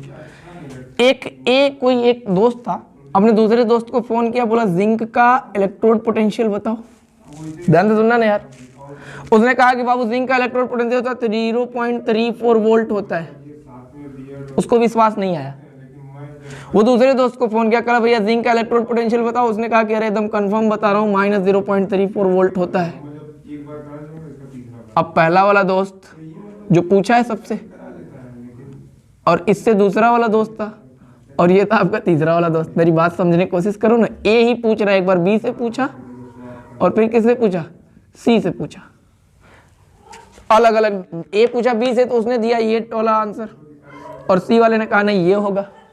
तीनों एक साथ मिले, कैसे? सुनो चलो चलते हैं, और तीनों भागते हुए किसके पास जाते हैं? तो आईयूपीएसी सिस्टम के पास जाते हैं। बोलते हैं अब तुम बताओ कि जिंक का इलेक्ट्रोड पोटेंशियल ही वहां से 0.34 बोल रहे हैं, और यो दावा कर रहे हैं कि नहीं माइनस 0.34 होता है, तुम बताओ क्या सही है? उसने जवाब बहुत बेहतरीन दिया, उसने कहा कि ये वहां से जो आपके जिंक का पोटेंशियल बता रहे हैं, ये ऐसे बता रहे थे कि electrode potential of zinc ऑब्ली zinc plus double plus, इन्होंने बताया 0.34 वोल्ट, और ये वहां से जो बता रहे हैं उन्होंने बताया electrode potential of zinc double plus ऑब्ली zinc, और ये बता रहे 0.34 वोल्ट। तीनों लड़के ने कहा कि देखो घुमाओ मत, मुझे साफ बताओ कौन सही। उसने कहा कि दोनों सही है बाबू, इन दोनों का आंसर क्या है? सही है। अंतर यही है कि एक ने ऑक्सीडेशन पोटेंशियल बताया और एक ने रिडक्शन पोटेंशियल बताया बाबू। बस इतनी बात समझाना चाह रहा हूं कि किसी भी इलेक्ट्रोड का जो पोटेंशियल होता है, चाहे ऑक्सीडेशन पोटेंशियल हो चाहे रिडक्शन पोटेंशियल हो, वो हमेशा आपस में बराबर होते हैं मैग्नीट्यूड में, लेकिन साइन में डिफरेंट अपोजिट होते हैं। बस वही समझा रहा था तुमको। अच्छा ये नोटेशन तुमको समझ में आया? समझो तो, जिंक बदल रहा है जिंक आयन में तो ऑक्सीडेशन हो रहा है। उसने कहा कि ये ऑक्सीडेशन की वैल्यू बताया था, लड़के से क्या समझ गया? यहाँ जिंक आयन जिंक में बदल रहा है तो ये रिडक्शन हो गया। इसने कहा ये रिडक्शन पोटेंशियल की वैल्यू दिया, और इसी को देखते हुए सर ने आपके लिए लिख दिया कि बाबू रिडक्शन पोटेंशियल ऑक्सीडेशन पोटेंशियल की वैल्यू हमेशा आपस में बराबर होती है, बस साइन एक पे माइनस लग जाएगा, एक पे प्लस लग जाएगा। बोलो बात इतना तक समझ में आ गया? इतना तक बात समझ में अगर आ गया तो आपको बहुत कुछ समझ में आ गया। इसके तुरंत बाद हम आपको बाबू बताने वाले हैं कि ये नॉट्स इक्वेशन नाम की चीज क्या है। उससे पहले कुछ बात और जानो, उससे पहले कुछ और बात जानो। मैं लिख देता हूं, मार्कर वार्कर नहीं चलेगा तो भैया दिक्कत तो हो ही जाएगी। सेल रिप्रेजेंटेशन, सेल का रिप्रेजेंटेशन कैसे होता है वो समझो, समझो मेरी बात। पहले मैं लिखता हूं पहले oxidation of cell, oxidation of cell का रिप्रेजेंटेशन कैसे वो समझो। एक minute, sorry for that, sorry. अच्छा ऑक्सीडेशन ऑफ सेल को क्या था? अरे भाई जिंक अभी जो रिएक्शन पड़ा उसी को रिएक्शन को ले लो ना, zinc plus copper double plus arrow, zinc double plus plus copper. अरे यही तो डेनियल शेल का फॉर्मूला था, मेन रिएक्शन यही ना था। अच्छा लड़का ये कहेगा सर ऑक्सीडेशन हाफ सेल लिख रहे हैं, इसका रिप्रेजेंटेशन बताने जा रहे हैं, तो बाबू जिंक का ऑक्सीडेशन हो रहा है, देखो जिंक जिंक डबल प्लस में बदल रहा है, क्या हो रहा है इसका ऑक्सीडेशन हो रहा है। तो बाबू इसकी जो रिप्रेजेंटेशन मैं करने वाला हूँ कुछ ऐसे करने वाला हूँ कि जिंक ऑब्ली जिंक डबल प्लस, ये किसको बता रहा है, ऑक्सीडेशन हाफ सेल को बता रहा है। अरे वैसे भी समझो ना कि सर यहाँ जिंक पे 0 था और 0 से कितना हो गया 2 प्लस हो गया, और आप ही सिखाए हैं कि ऑक्सीडेशन नंबर रिएक्टेंट से प्रोडक्ट जाने पे अगर बढ़ेगा तो कौन सी रिएक्शन होगी, ऑक्सीडेशन होगी। अलग की बात है कि हाफ है, अलग की बात है कि हाफ है। मैंने कहा कि तब दूसरी वाली भी बात जानू बाबू, मैं बोलने जा रहा हूँ reduction half cell reaction, reduction half cell. अच्छा रिडक्शन हाफ सेल, तो लड़का ये कह दिया कि सर कॉपर डबल प्लस बदल रहा है, कॉपर में यही हो रहा है रिडक्शन, बस वही चीज मैं लिखने जा रहा हूँ जो तुम कह रहे हो ना, उसी चीज को मैं लिखने जा रहा हूँ। देखो क्या लिख रहा हूँ मैंने लिखा कि copper double plus ion oblique copper. अभी ये प्लस माइनस हटा देता हूँ ना, ऐसे समझ में तो लड़के को आ ही रहा है कि जिंक ऑब्लिक डबल प्लस, पहले मेटल आ गया बाद में मेटल का आयन आया, याद कर लेना, पहले मेटल आया बाद में मेटल का आयन अगर आ रहा है तो वो ऑक्सीडेशन, और अगर गलती से बाबू पहले मेटल का आयन आ जाए और ऑब्लिक करके मेटल है तो वो रिडक्शन। इतना तो पहचान ही लोगे, मेटल का आयन बाद में मेटल, देखो मेटल का आयन बाद में मेटल, ये हो गया रिडक्शन हाफ सेल। अब फुल सेल का नोटेशन कैसे होता है, तो याद करो ये साल्ट ब्रिज जो हमने पढ़ा था अभी कुछ देर पहले, साल्ट ब्रिज का नोटेशन होता है ऐसे डबल पाई, डबल पाई मैंने लिख दिया तो साल्ट ब्रिज हो गया। अब सेल का ओरिजिनल रिप्रेजेंटेशन मैं तुमको दिखा रहा हूँ, डेनियल सेल का ही दिखा रहा हूँ। ये था आपका साल्ट ब्रिज, था ना। अच्छा साल्ट ब्रिज के लेफ्ट साइड में ऑक्सीडेशन हो रहा था, अरे याद है ना लेफ्ट में ऑक्सीडेशन हो रहा था, ठीक है। साल्ट ब्रिज के लेफ्ट साइड में क्या हो रहा था, ऑक्सीडेशन हो रहा था। लड़का कहेगा हाँ हाँ याद है कि साल्ट ब्रिज के लेफ्ट में ऑक्सीडेशन हो रहा था, तो बाबू साल्ट ब्रिज के लेफ्ट साइड में कौन था जिसका ऑक्सीडेशन होता वो जिंक था। मैंने लिखा बाबू zinc oblique zinc double plus, ये देखो साल्ट ब्रिज लेफ्ट में ऑक्सीडेशन और राइट में रिडक्शन, और रिडक्शन किसका हो रहा है, कॉपर का हो रहा है। मैंने लिखा copper double plus oblique copper, और ये हो गई लड़के की फुल सेल की रिप्रेजेंटेशन। बोलो बात समझ में आ गई, अरे आ गई, कुछ नहीं है यार उसमें, ये सेल की रिप्रेजेंटेशन हो गई। सेल पोटेंशियल मैंने बता दिया, ये भी बता दिया कि सेल पोटेंशियल निकालने के फॉर्मूला होता है सेल रिएक्शन ई सेल।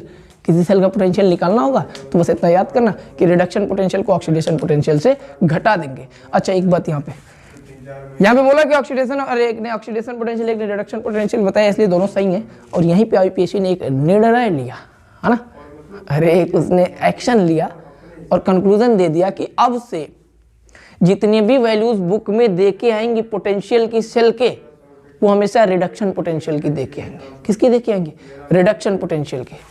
लड़का कहेगा तब तो यहाँ रिडक्शन और यहाँ ऑक्सीडेशन लिखा है, तो रिएक्शन बताएगा, क्या बताएगा, रिएक्शन। वो रिएक्शन बताएगा कि इसका ऑक्सीडेशन हो रहा है, इसका रिडक्शन। अब जिंक का ऑक्सीडेशन तो हो रहा है, जिंक का ऑक्सीडेशन हो रहा है, लेकिन जो वैल्यू किताब में जिंक के पोटेंशियल की दी होगी वो रिडक्शन पोटेंशियल दी होगी। कॉपर का रिडक्शन हो रहा है लेकिन वैल्यू जो दी होगी वो रिडक्शन पोटेंशियल ही दी रही होगी, माने जिसका ऑक्सीडेशन हो रहा है उसके रिडक्शन पोटेंशियल को और जिसका रिडक्शन हो रहा है उसके रिडक्शन पोटेंशियल को आपस में ला के घटा के इस फॉर्मूले पे रखोगे तो उस सेल की ईएमएफ या सेल का पोटेंशियल मिलेगा। बोलो बात समझ में आ गई तो नोट कर लो, आगे मैं चलूं। इस चैप्टर की जो सबसे हार्ड टॉपिक मानी जाती है, कॉम्प्लिकेटेड टॉपिक मानी जाती है, वो है नॉट्स इक्वेशन, और वो मैं अभी सिखाऊंगा आपको। नॉट्स इक्वेशन क्या है बेसिकली, मैंने आपको बताया कि ई सेल और ई नॉट सेल, एक सेल पोटेंशियल था और मैं बोला बाबू जब ई नॉट लग जाए तो वो स्टैंडर्ड की बात है, किसी के ऊपर नॉट लगेगा ना तो वो स्टैंडर्ड की बात आ जाएगी। स्टैंडर्ड का मतलब 3 condition, temperature 25 degree, pressure 1 atm और कॉन्सेंट्रेशन 1 मोलर, ठीक है। तो नॉट्स इक्वेशन बेसिकली डिफाइन करने के लिए लड़का कहेगा, अगर कहोगे तो ऐसे भी कर सकते हो क्या कि ई सेल और ई नॉट सेल के बीच में अगर रिलेशन कोई इक्वेशन देता है तो उसी को नॉट्स इक्वेशन बोलते हैं। ये भी बोल सकते हो कि किसी सेल के सेल पोटेंशियल में, टेम्परेचर में, गैसियस कांस्टेंट R में, फैराडे कांस्टेंट F में बहुत सी डेफिनेशन बनेगी। यार अभी एक एक फॉर्मूला डिराइव तो करने दो, डेफिनेशन तुम खुद बनाओगे। अच्छा ये नॉट्स इक्वेशन क्या था, तो एनसीईआरटी में तो डायरेक्ट गिवन है आपको, वो उसका फॉर्मूला गिवन है, उसको रट के हम लोग काम चलाते हैं। तो हालांकि प्रूफ है यहाँ पे भी नहीं है, लेकिन मैं तुमको दिखाऊंगा कि ये इक्वेशन आया कहाँ से और कैसे कैसे इसमें वैल्यूज को पुट करके पाया गया। ठीक है, तो पूरा एकदम डिटेल में तुमको बता रहा हूँ। मैं नॉट्स इक्वेशन को डिफाइन करने के लिए ये बोल दिया कि बाबू ये बेसिकली ई सेल में और ई नॉट सेल में एक रिलेशन देता है। ई सेल और ई नॉट सेल में एक रिलेशन देता है। जो इक्वेशन ई सेल और ई नॉट सेल को रिलेट करेगा उसी को नॉट्स इक्वेशन कहते हैं। ठीक है, अच्छा हुआ क्या इसमें, इसने माना मान लेते हैं कि M N plus charge N electron को गेन करके एम में कन्वर्ट होता है। Be a reduction reaction. बहुत प्यार से, अभी तक क्या माना यार, यही तो मैंने लेट किया कि एक कोई रिएक्शन मैंने मान लिया। एक रिडक्शन रिएक्शन है, बेसिकली मेटल का आयन जो मेटल में चेंज हो रहा है इलेक्ट्रॉन को गेन कर रहा है। लड़का कहेगा इलेक्ट्रॉन गेन कर रहा है तब भी रिडक्शन समझ गए, छोड़ ही दीजिए। चलो छोड़ दिया। अब नॉट्स ने क्या कहा वो सुनो। According to Nernst's equation, Nernst's का जो सबसे पहला इक्वेशन आया था वो इसी रिएक्शन रिडक्शन पे ही लेके दिया था। मैं ऑक्सीडेशन पे भी बताऊंगा, प्लस माइनस का कॉन्सेप्ट सब खत्म हो जाएगा, तुम्हें याद हो जाएगा। नॉट्स ने कहा कि ये जो ई सेल है वो बराबर होती है ई नॉट सेल के। E cell is equal to E not cell minus R T upon N F dot L N concentration of product upon में कॉन्सेंट्रेशन ऑफ रिएक्टेंट। अच्छा कुछ बातों को तो मैं अभी आपको सिखाऊं। मैं इसी इक्वेशन को इक्वेशन नंबर 1 बोल के छोड़ता हूँ। इक्वेशन ऐसे नहीं जा रही है, अच्छा ठीक है। कुछ बात इधर में सिखाऊं तुमको कि बाबू अगर बड़ा ब्रैकेट कहीं भी केमिस्ट्री में यूज होता है उसका मतलब होता है कॉन्सेंट्रेशन। उसका मतलब क्या होता है, कॉन्सेंट्रेशन। अब इसके अंदर प्रोडक्ट लिख दोगे तो प्रोडक्ट की कॉन्सेंट्रेशन, रिएक्टेंट लिख दोगे तो रिएक्टेंट की कॉन्सेंट्रेशन। अच्छा दूसरी बात मैं बताऊं जो इंपॉर्टेंट है वो ये है कि ये जो एक होता है ln और एक होता है log log बेस 10। एक ln है और एक log बेस 10 है, ध्यान से। इसको बोलते हो नेचुरल लॉग। क्या बोलते हो, नेचुरल लॉग। और इसको लड़का बोलते हैं, क्या बोलते हैं, कॉमन लॉग। एक हो गया नेचुरल लॉग, एक हो गया कॉमन लॉग। सबसे पहले यूज इन्होंने नेचुरल लॉग का ही किया था, फिर उसको मॉडिफाइड करते करते करते करते एक इक्वेशन दिया जिसको तुमको रटना है, जिसमें मैं याद करना है यार, अभी मैं दिखाऊंगा उसको। तो ln को जब कभी भी log बेस 10 में कन्वर्ट करोगे ना, देखो यहाँ ln जो यूज हुआ है इसी की मैं बात कर रहा हूँ। इसको अगर चाहोगे कि सर ये ln में हटा के मैं चाह रहा हूँ कि log बेस 10 हो जाए, तो करना बहुत शौक से, बस एक काम करना कि 2.303 से मल्टीप्लाई कर लेना। बोलो ये वाली बात बस याद करिए ना, इक्वेशन में समझा दूंगा। ठीक है, ln को log बेस 10 में अगर बदलना चाहोगे बाबू तो 2.303 से मल्टीप्लाई करोगे। ये नंबर आप याद करके रखना। आगे मैं बोलूं कि वेयर, इस इक्वेशन में लड़के को बता दूं कि r क्या है, तो कांस्टेंट है जिसकी वैल्यू कितनी होती है, तो 8.3010। T क्या है, तो एब्सोल्यूट टेम्परेचर है 273 केल्विन। F क्या है, फैराडे कांस्टेंट है बाबू। फैराडे कांस्टेंट है, वैल्यू इसकी कितनी होती है, 96,500 कूलम। N क्या है, तो ये नंबर ऑफ इलेक्ट्रॉन है, नंबर ऑफ रिलीजेस या गेन्स इलेक्ट्रॉन। समझो, रिलीज किए गए हैं या गेन किए गए हैं, उन्हीं इलेक्ट्रॉनों की संख्या को किससे दिखा रहे हैं, n से दिखा रहे हैं। ठीक है, अब मैं ये कुछ बात तुम लोगों से बताऊं, मैं कुछ बताऊं कि इसी इक्वेशन को मैं यहां लिखता हूं, इसलिए मैं E cell is equal to E not cell minus, ध्यान से समझना। अब मैं RTNF को तो अभी टच नहीं कर रहा हूं, अभी करूंगा, अभी नहीं कर रहा हूं। फिलहाल में मैं ये चाह रहा हूं कि मैं log, ये जो ln है इसको मैं log लिख दूं। देखो ln को मैं log लिखना चाहता हूं, मल्टीप्लाई करूंगा ना 2.303 से, तो मैं मल्टीप्लाई यहीं पे कर लेता हूं। ये मैं लिख देता हूं 2.303, RT भी था, RT अपॉन वाइस धीरे कर लो NF, और अब जो ln था बाबू उसको बहुत प्यार से आप लिखोगे कि सर log बेस 10 लिख लूँ। अरे log बेस 10 कब लिखा, जब यहाँ 2.303 से मल्टीप्लाई कर लिया तभी तो लिखा ना। अच्छा, आगे प्रोडक्ट की कॉन्सेंट्रेशन, प्रोडक्ट की कॉन्सेंट्रेशन अपॉन में रिएक्टेंट की कॉन्सेंट्रेशन। बोले इतना बात समझ में आ रहा है? अच्छा, इतना समझ में आ रहा है तो आएगा ही ना। एक तो इसको भी रख लेना, एक तो एक इक्वेशन को भी अपने हाथ साथ में रख लेना। अरे डब्बा ऐसे बॉक्स बना के रख लेना, जरूरी पड़ेगा। देखो ई सेल में टेम्परेचर का रिलेशन दिखाने वाला इक्वेशन भी नॉट्स इक्वेशन, इसी ई सेल का रिलेशन एफ फैराडे कांस्टेंट से दिखाने वाला रिलेशन भी नॉट्स इक्वेशन, इसी ई सेल से आर का रिलेशन दिखा रहा है तो भी नॉट्स इक्वेशन, और इसी ई सेल से ई नॉट सेल का रिलेशन दिखा रहा है तो भी कौन सा, नॉट्स इक्वेशन। तो बोलो इतनी डेफिनेशन आ गई नॉट्स इक्वेशन की, कोई भी बोल लेना काम चलेगा। अच्छा, अब मैं बोल रहा हूं कि putting the value of, putting the above values we get, हम जो है कि ये r का t का f की जितनी वैल्यूज थी, r t f की वैल्यूज को रख के मल्टीप्लाई करके डिवाइड कर रहा हूँ, और एक स्टेप में तुमको बता रहा हूँ, थोड़ा सा शॉर्टकट ले लेना। अरे तुमको करके सॉल्व करके नहीं दिखाना यार, इसीलिए मैं बोल रहा हूँ कि ई सेल बराबर ई नॉट सेल माइनस, अब 2.303 तो था ही, आर की वैल्यू रख दिया 8.301, टी को वहाँ पे 273, एफ को वहाँ 96,500 मल्टीप्लाई करके डिवाइड कर दिया, तुरंत मुझे मिला जो वो मुझे याद है कि 0.059 मिलेगा। अपॉन में आपका भाई बच गया n, इनटू लिखना log बेस 10, एक्टिव मास मतलब concentration of product upon concentration of reactant. बोलो इतनी बात समझ में आ गई बेटा? इसी इक्वेशन को, इसी इक्वेशन पे आप सवाल लगाएंगे, क्वेश्चन लगाएंगे, और एकदम भर भर के लगाएंगे क्वेश्चन यार, बहुत भर के क्वेश्चन लगाओगे। इस इक्वेशन को नोट डाउन करके कहीं लिख लेना।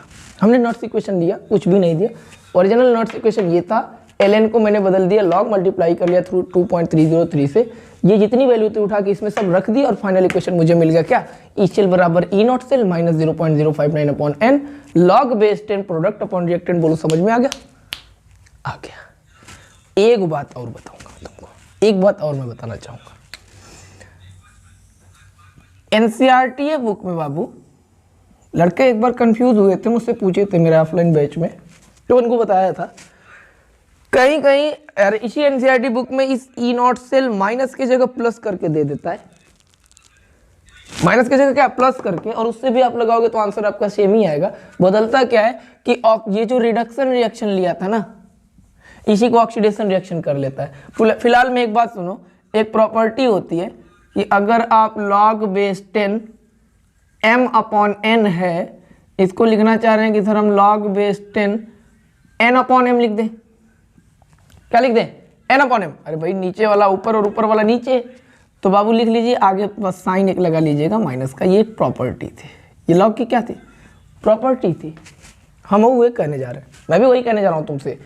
मैं ये जो प्रोडक्ट लिखा हूँ इसको मिटा दूँ और इस रिएक्शन के प्रोडक्ट को देखूँ तो मेटल है ना, मैं लिख दूँ मेटल, और जो रिएक्टेंट लिखा हूँ इसको भी इरेज कर लूँ, और रिएक्टेंट में देखूंगा तो मेटल का आयन, ये इलेक्ट्रॉन तो लिखता नहीं, मेटल आयन का कॉन्सेंट्रेशन, मेटल आयन का कॉन्सेंट्रेशन। लड़के के अंदर चूल मच गई, वो कहा कि सर मैं मेटल आयन ऊपर करके मेटल को नीचे कर लूँ, तो लड़का देख रहा है कि सर अगर इसको ऊपर और नीचे करूँगा तो आगे माइनस आएगा, यही तो फर्क पड़ेगा। मैं कहा कर लो बेटा। फिर बोलेगा वो कि अच्छा ठीक है कर रहे हैं तो कर रहा हूँ। वो कहेगा कि ई सेल बराबर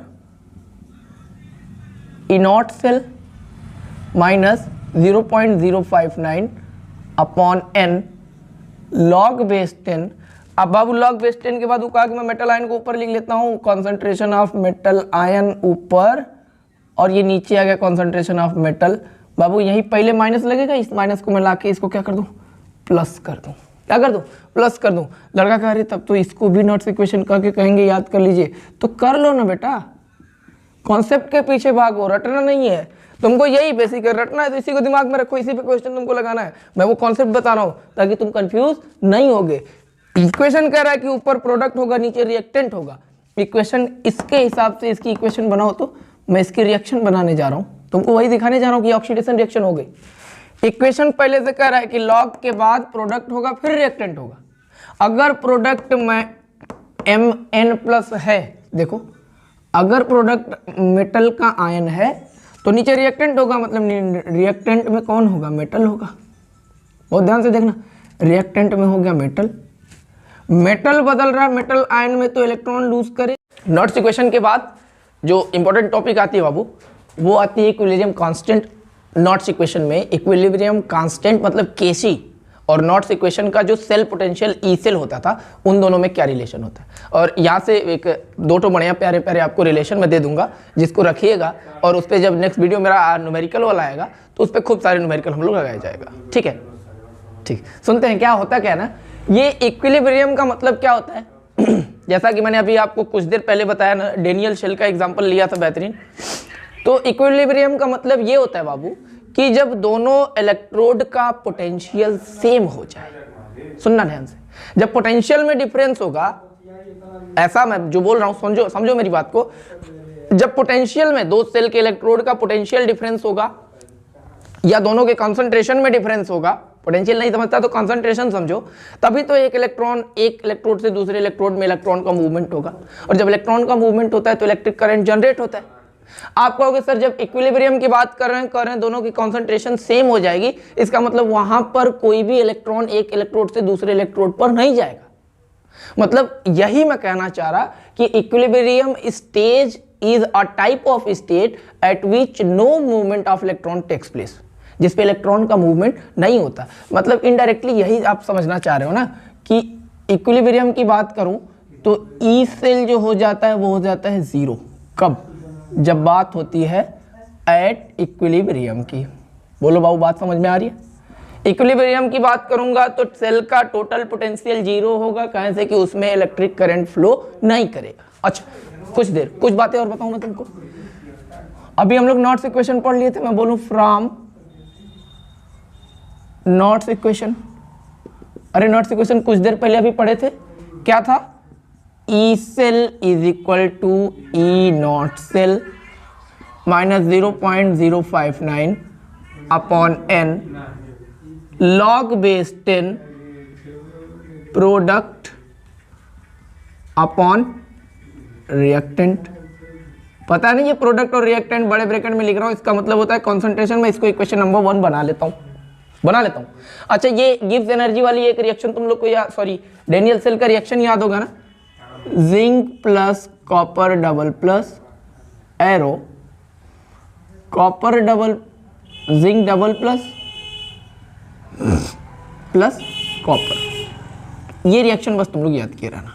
अरे नॉर्मल है, इतना बार पढ़ लेंगे कि हमको रट भी गया, आप लोग को रट भी गया होगा कि ये डेनियल सेल का एक फुल सेल रिएक्शन था। मैं उसका एग्जांपल लिया हूं, कुछ हेल्प से आपको कुछ दिखाना है। अच्छा, मैंने बोला कि ई सेल जीरो हो जाएगा इक्विलिब्रियम कंडीशन पर, तो बाबू अगर ई सेल की वैल्यू मैं जीरो कर दूं तो ई नॉट सेल को इधर ट्रांसफर करूंगा ना। अरे मेरी बात समझो कि अगर ये ई सेल हो गया जीरो तो ई नॉट सेल इधर ना आएगा। मैं लिखने के लिए एक स्टेप में ई सेल इसको लिख देता हूं, लेकिन बोलूंगा कि इक्विलिब्रियम स्टेट पर ये ई सेल क्या हो जाएगा? जीरो। ई नॉट सेल को इधर लेके आऊंगा, हो जाएगा माइनस ई नॉट सेल बराबर minus 0.059 upon n log base 10। और प्रोडक्ट की रिएक्टेंट और प्रोडक्ट की कॉन्सेंट्रेशन और रिएक्टेंट की कॉन्सेंट्रेशन मैं उसी को लिख रहा हूं। प्रोडक्ट इस रिएक्शन में क्या है? तो concentration of zinc ion into product में कॉपर भी है, कॉन्सेंट्रेशन ऑफ कॉपर अपॉन में कॉन्सेंट्रेशन ऑफ रिएक्टेंट में क्या बाबू? तो रिएक्टेंट में है zinc multiplied by zinc ion. ठीक है, इतना ही किया, भी कुछ नहीं किया। आप कहोगे सर माइनस माइनस दो साइड है, कैंसिल कर लेते हैं, तो मैं यहीं से हटा देता हूं ना डायरेक्ट। देखो मैं माइनस और माइनस को कैंसिल कर लिया, और अब मैं लिखने जा रहा कि E not cell is equal to 0.059 upon n log base 10, और डायरेक्ट मैं ब्रैकेट में लिख दूंगा Kc। अब तुम घबराए कि ये Kc कहां से आया, तो मैं यहां नीचे बोलूंगा कि where Kc is defined as Kc बोले तो इक्विलिब्रियम कांस्टेंट। और इक्विलिब्रियम कांस्टेंट डिफाइन क्या होता है ना कि जब कोई इलेक्ट्रोड की पोटेंशियल सेम हो जाए, दोनों की कंसंट्रेशन सेम हो जाए, उस रिएक्शन में प्रोडक्ट का कंसंट्रेशन और रिएक्टेंट का कंसंट्रेशन का जब आप रेशियो लोगे ना तो उनके रेशियो की वैल्यू हमेशा कांस्टेंट मिलती है। उसी को इक्विलिब्रियम कांस्टेंट भी बोलते हैं। अरे देखो ना, प्रोडक्ट और रिएक्टेंट का जो रेशियो था, जो मैंने इस रिएक्शन के हिसाब से लिखा, इन्हीं के जगह पे तो मैंने Kc लिखा। तो आप कहोगे इसका मतलब Kc के जगह पे जिंक आयन का कॉन्सेंट्रेशन इनटू कॉपर का अपॉन में कॉपर आयन की कॉन्सेंट्रेशन इनटू जिंक का। हाँ तो यही है, Kc के जगह पे मैंने इसी को सब्स्टिट्यूट किया। बोलो समझ में इतना आ रहा है? अच्छा आना चाहिए। तो एक तो ई नॉट सेल और Kc में रिलेशन लड़के को ये मिल गया कि sir E not cell is equal to 0.059 upon n log base 10 Kc। ये जो रिलेशन लिखे हो ये ई नॉट सेल और Kc के बीच में मैंने आपको दे दिया। थोड़ा सा कुछ बात याद कराऊं मैं। अच्छा एक स्टेप आगे चलते, एक और प्यारा सा रिलेशन है उसको ले लेते हैं। सुनो मैं इसी को लिखता हूं, E not cell is equal to, ये 0.059 को भूल जाओ, नॉट्स इक्वेशन की प्रूविंग जब दे रहा था तो उसमें मैं आपको याद है मैंने लिखा था RT upon NF LN product upon reactant, और LN को मैं क्या लिख दूं, Kc लिख लूं। ये भी तो हो सकता है। अरे भाई यही RTF की वैल्यू को रख के डिवाइड मल्टीप्लाई किया था तो 0.059 आया था ना, आया था। अच्छा इसके बाद मैंने आपको बोला था ये नेचुरल लॉग है बाबू, इसको कॉमन लॉग में अगर हम चेंज करेंगे तो ये हो जाएगा ई सेल बराबर ई नॉट सेल बराबर ln को मैं log बेस 10 लिखना चाह रहा हूं। मैं क्या करूं, तो कहोगे मल्टीप्लाई कर दीजिए 2.303 से, याद है हमें। अच्छा चलो मैंने मल्टीप्लाई भी कर लिया, RT जैसे था वैसे मैंने लिख दिया, नीचे NF को भी लिख लिया बाबू।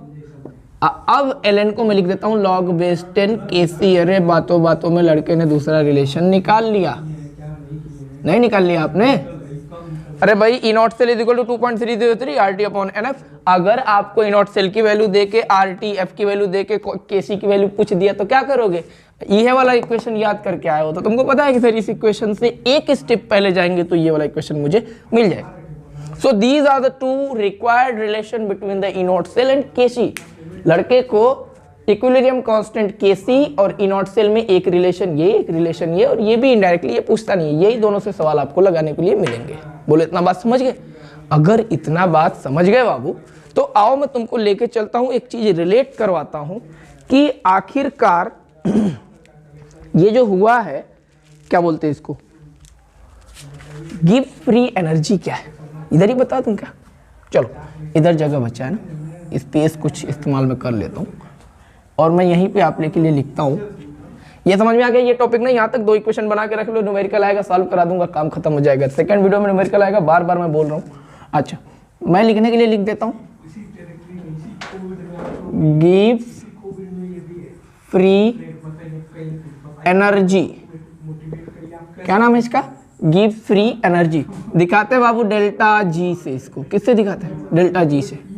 अरे बता रहा हूँ एकदम सिंपल वर्ड में बता रहा हूँ। ये फ्री एनर्जी, सबसे पहले तो लड़का ये पूछेगा कि सर फ्री एनर्जी क्या होती है, तो फ्री एनर्जी बाबू वो एनर्जी है ना, नाम से ही क्लियर हो रहा है, मुक्त ऊर्जा। हिंदी में क्या बोलते हैं, ऐसी एनर्जी जो फ्री में तुमको मिल जाए, है ना। The energy which is required, वो एनर्जी जो किसी वर्क को डन करने के लिए रिक्वायर्ड हो और सिस्टम के द्वारा फ्री में आपको दी गई हो, जो सिस्टम के ऊपर कोई इफेक्ट नहीं करता है। एकदम सिंपल लैंग्वेज, जैसे मैं यहाँ आपको पढ़ा रहा हूँ ना, बोल के पढ़ा रहा हूँ, मेरे पास एनर्जी है, पर मेरी बॉडी ने मुझे बोलने के लिए, पढ़ाने के लिए इतनी एनर्जी दिया कि मैं हैंड का मूवमेंट करके, बोल के, चल के आपको पढ़ा रहा हूँ।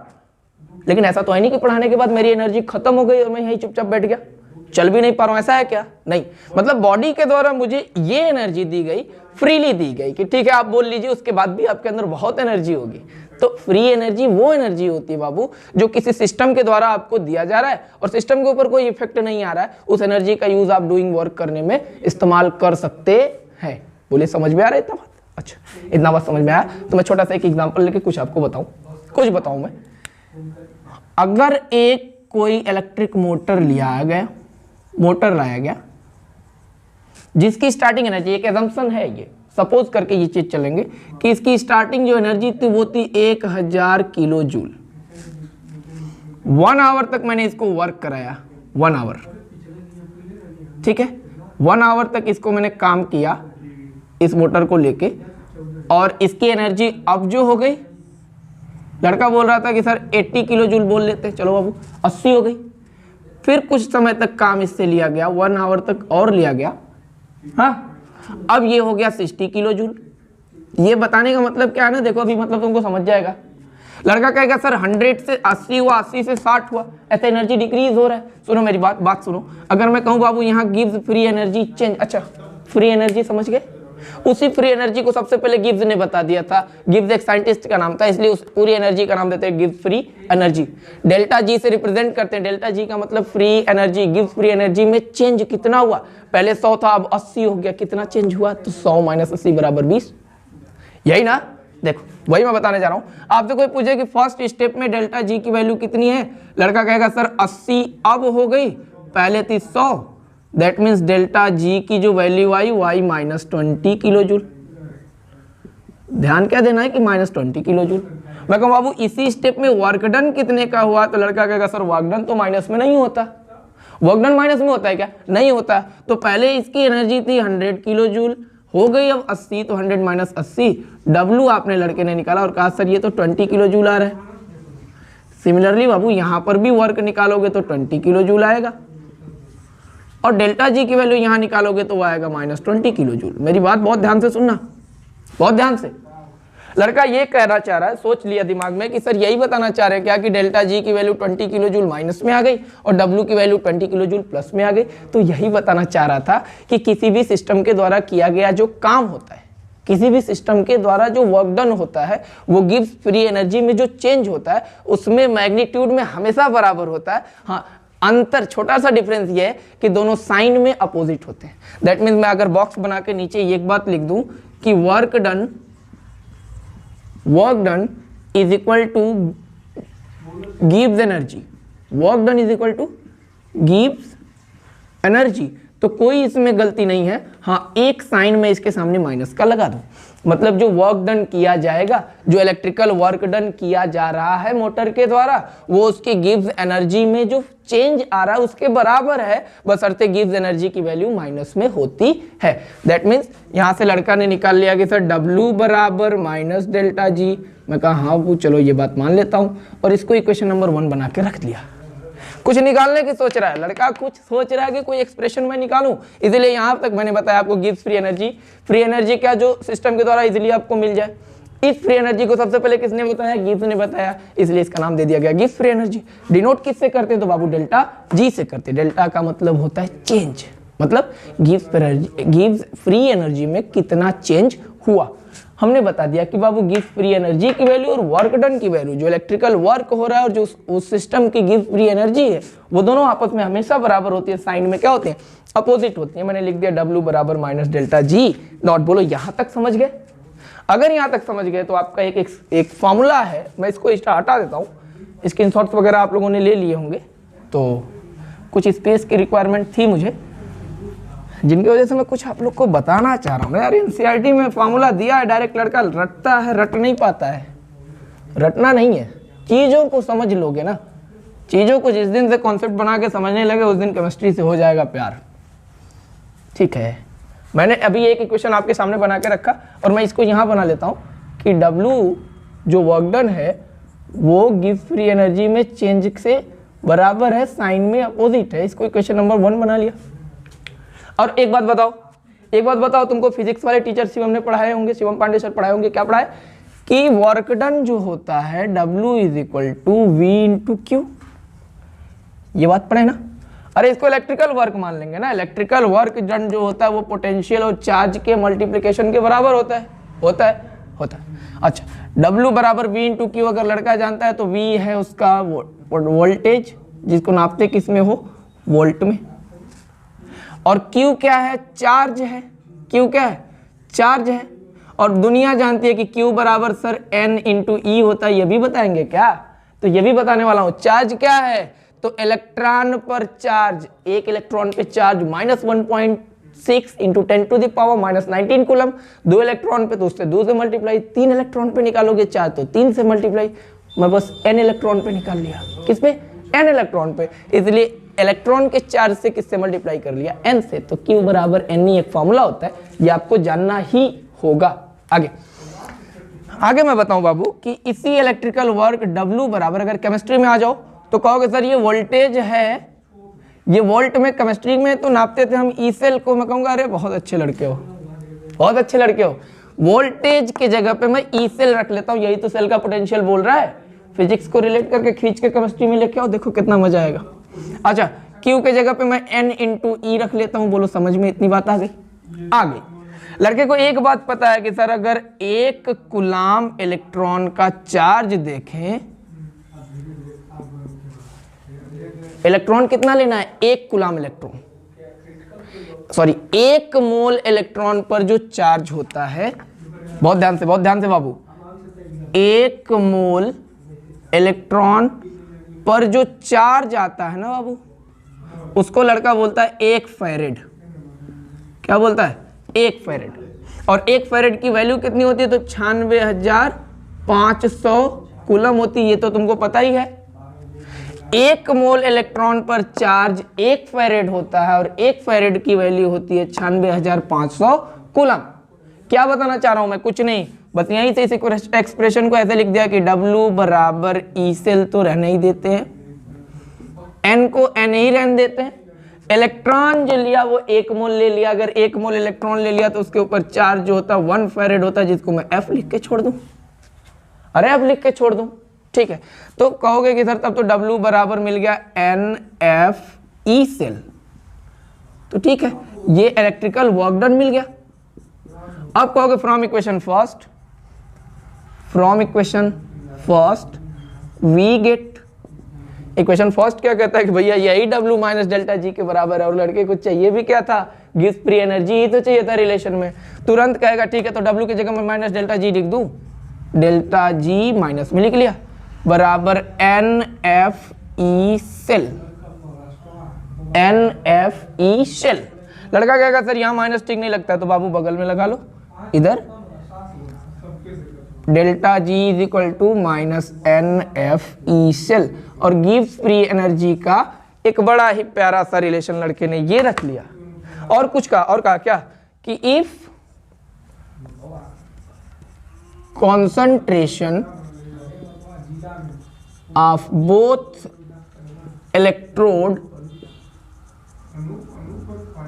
आर सेम, ठीक है, अगर दोनों इलेक्ट्रोड की कॉन्सेंट्रेशन सेम होती है ना बाबू, रिएक्टेंट प्रोडक्ट की कॉन्सेंट्रेशन सेम होती है, तो उस कंडीशन में लड़का खुद ही कहता है कि सर इस समय तो ई सेल और ई नॉट सेल दोनों आपस में क्या होते हैं? बराबर होते हैं। E cell E not cell बराबर होने का मतलब सेल का स्टैंडर्ड पोटेंशियल या सेल का पोटेंशियल दोनों आपस में क्या होंगे? बराबर होंगे। अगर ये दोनों बराबर हो गए तो इतने में रिलेशन 2-3 और दे दूं क्या तुमको? देखो 2-3 और रिलेशन देता हूं। इसी इक्वेशन को मैं यहां करके लिखता हूं, क्या लिखता हूं? स्टैंडर्ड कंडीशन पे जाओगे तो डेल्टा जी नॉट, बहुत बार बता चुका हूं कि नॉट लगेगा तो स्टैंडर्ड कंडीशन पर, तो डेल्टा जी नॉट बराबर माइनस एन के जगह एन, एफ के जगह एफ, ई सेल के स्थान पर लड़का लिख देगा ई नॉट सेल। और लो यही एनसीईआरटी में तुमको दिया जो तुम लेके रट के चलते हो, जो तुम लेते रटते हुए चलते हो ना, यही बात एनसीईआरटी दे रखी है कि डेल्टा जी बराबर minus N F E not cell. तुमको समझ में आ गया कहाँ से आया? तुमको समझ में आ गया कि कहाँ से आया, ठीक है, बड़ी अच्छी बात है। मैंने बस इतना ही बताया कि जो वर्क डन होता है गिब्स फ्री एनर्जी के बराबर होता है, साइन में अपोजिट होता है। इक्वेशन बना लिया। मैंने कहा बाबू W बराबर V इंटू Q होता है, work done is equal to potential, अरे वोल्टेज इंटू चार्ज होता है, ये भी बोला कि हाँ सर ठीक है समझ में आ रहा है। V के जगह पे ई सेल को सब्सटीट्यूट किया क्योंकि दोनों की यूनिट सेम है, वोल्ट और वोल्ट है। Q के जगह पे Ne रख लिया, मैंने बोला 1 मोल इलेक्ट्रॉन अगर मैं ले लूं तो उस पे चार्ज, तो आपने बोला 1F होता है, 1 फैरेड होता है। तो W के जगह W, ई सेल के जगह ई सेल, N के जगह N, लेकिन इलेक्ट्रॉन 1 मोल लिया बाबू, तो कितना लिख दूं? 1 फैरेड या F लिख दूं, काम हो गया। अच्छा, W बराबर NF ई सेल मैंने लिख दिया और कह दिया कि दोनों इलेक्ट्रोड का कंसंट्रेशन अगर बराबर है तो ई सेल और ई नॉट सेल को हम आपस में क्या कहेंगे? बराबर कहेंगे। अगर बराबर कहोगे तो ई सेल के जगह पे ई नॉट सेल लगाओगे बाबू, तो जो चेंज आ रहा है कि फ्री एनर्जी में वो भी तो स्टैंडर्ड आएगा। तो आपने कहा कि ठीक है sir, delta G nought is equal to minus N F E not cell. यही कहना चाह रहे हैं? यही कहना चाह रहा था, बहुत देर से यही कहना चाह रहा था। और आपको 3 कंडीशन अब मैं बताता हूं जहां से क्वेश्चन अराइज होते हैं। इन सब चीज़ों को मैं थोड़ा सा स्पेस ले लेता हूं। हाँ, जो साइड में चीज़ें छुटा करें उनको अगर आप नोट वगैरह बना रहे हैं तो बड़ी अच्छी बात है। और ये जो रिलेशन आया ना, इसी रिलेशन को मैं ऊपर लिख लेता हूँ। मुझे कुछ ज़रूरत है, कुछ आपको बताना है, नई बात बताना है। सुनो मैं बता रहा हूँ। आपने एक बात कंफर्म कर लिया कि सर गिब्स फ्री एनर्जी के बारे में बहुत कुछ बताएं, और सबसे अच्छी चीज़ मुझे ये लगी कि delta G nought is equal to minus NF(E0) cell होता है। मैं कहा ठीक है बस। अगर ये बात जान गए, क्वेश्चन एग्जाम में कैसे पूछेगा, वो बोल देगा कि आप सेल का स्टैंडर्ड रिडक्शन पोटेंशियल या ई सेल निकालिए, और दूसरी बात बोलेगा कि गिव्स फ्री एनर्जी निकालिए, कुछ भी बोल देगा, और पूछेगा कि predict whether the following reaction are spontaneous और नॉट स्पॉन्टेनियस। बताइए कि जो रिएक्शन है ये स्पॉन्टेनियस है कि स्पॉन्टेनियस नहीं है। दीज रिएक्शन आर फिजिबल और नॉट फिजिबल, सब बता रहा हूं मैं, देखो सब मैं बता रहा हूं। केस आता है यहाँ पे, केस फर्स्ट, यही बढ़िया है क्वेश्चन। एमसीक्यूज बनेगा तो यहाँ से 100% बनेगा, 100%। एट इक्विलिब्रियम,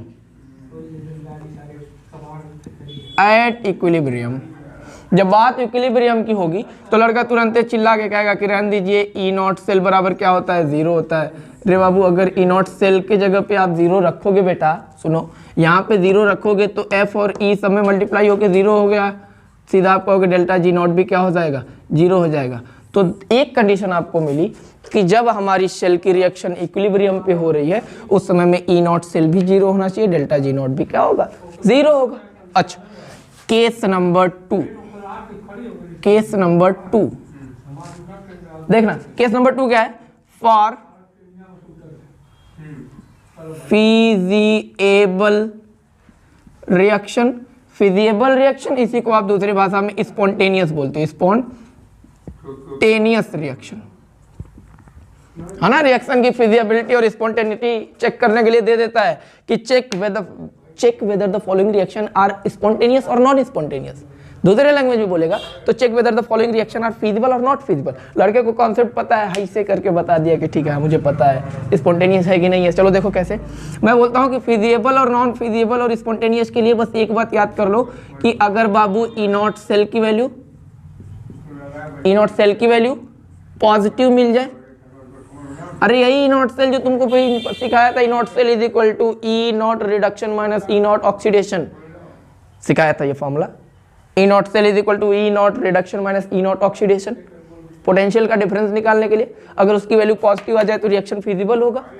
लड़का कहेगा अच्छा, अगर E0 सेल की वैल्यू आपकी पॉजिटिव आ रही है तो डेल्टा जी की क्या होगी, E0 सेल की जगह अगर पॉजिटिव रखोगे तो ये माइनस बरकरार रहेगा, डेल्टा जी की वैल्यू कितनी हो जाएगी, नेगेटिव हो जाएगी।